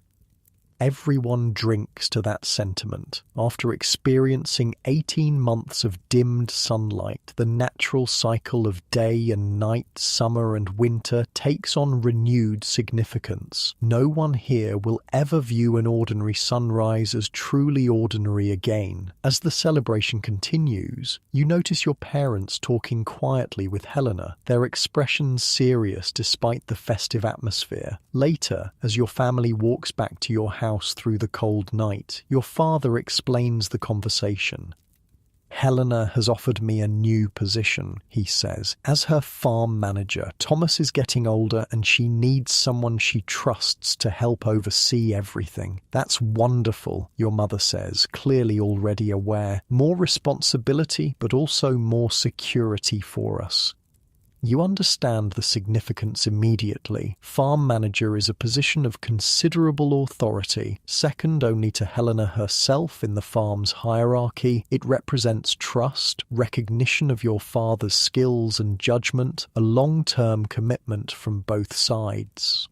We'll have a larger house, your father continues, near the main building, and a small plot of our own to work separately from the farm's communal fields. When? You ask. After winter, once spring planting begins, he puts his arm around your shoulders as you walk, another new beginning. This news feels like the final piece of a long recovery, from displaced refugees to established community members with recognized value and secure position. The darkness drove you from your home, separated your family, nearly cost all your lives, yet somehow, through a combination of resilience, help from others, and perhaps some good fortune, you've emerged on the other side with a new home, an expanded family, and a promising future. That night, as your family settles into sleep in your small house, soon to be exchanged for a larger one, you find yourself thinking about all that's happened since that morning in March of 536, when you first noticed the blue sun and absence of shadows. So much has been lost, your original home, neighbours and friends, possessions, sense of security, even temporarily each other. Yet something has been gained too. New skills, deeper resilience, stronger family bonds, expanded community, clearer understanding of what truly matters. The darkness changed the world, and it changed you. Not all changes were for the worse. Outside, the winter night is clear and cold, stars shining brilliantly in the dark sky. Inside, your family sleeps peacefully, your mother and father in their bed, Marcus in his small cot near yours, the simple sounds of their breathing, the familiar smells of your home, the secure knowledge of belonging. These form the foundation of recovery after crisis. The world continues to face challenges: political upheaval, economic disruption, disease, conflict. The Byzantine Empire, like all human institutions, will evolve, decline, eventually fall. New powers will rise, new crises emerge, new darkness descend in different forms. But for tonight, in this small house on a Sicilian farm, there is peace. The darkness has lifted. The family is whole. The future, while never certain, holds promise. And as you drift towards sleep, warm in your bed while winter rules outside, you carry forward the most important lesson of the darkness years. Nothing lasts forever. Not empires, not crisis, not darkness, not even light. The world turns, seasons change, civilizations rise and fall. What endures are the connections between people, the knowledge passed down, the resilience built through adversity, the capacity to begin again. In your dreams, you still sometimes see the blue sun hanging in a hazy sky, but now when you wake, golden light streams through your window, normal and miraculous all at once. And with that thought, close your eyes and drift off to sleep, letting the quiet darkness of night embrace you, in the comfort of knowing that morning light will surely come again.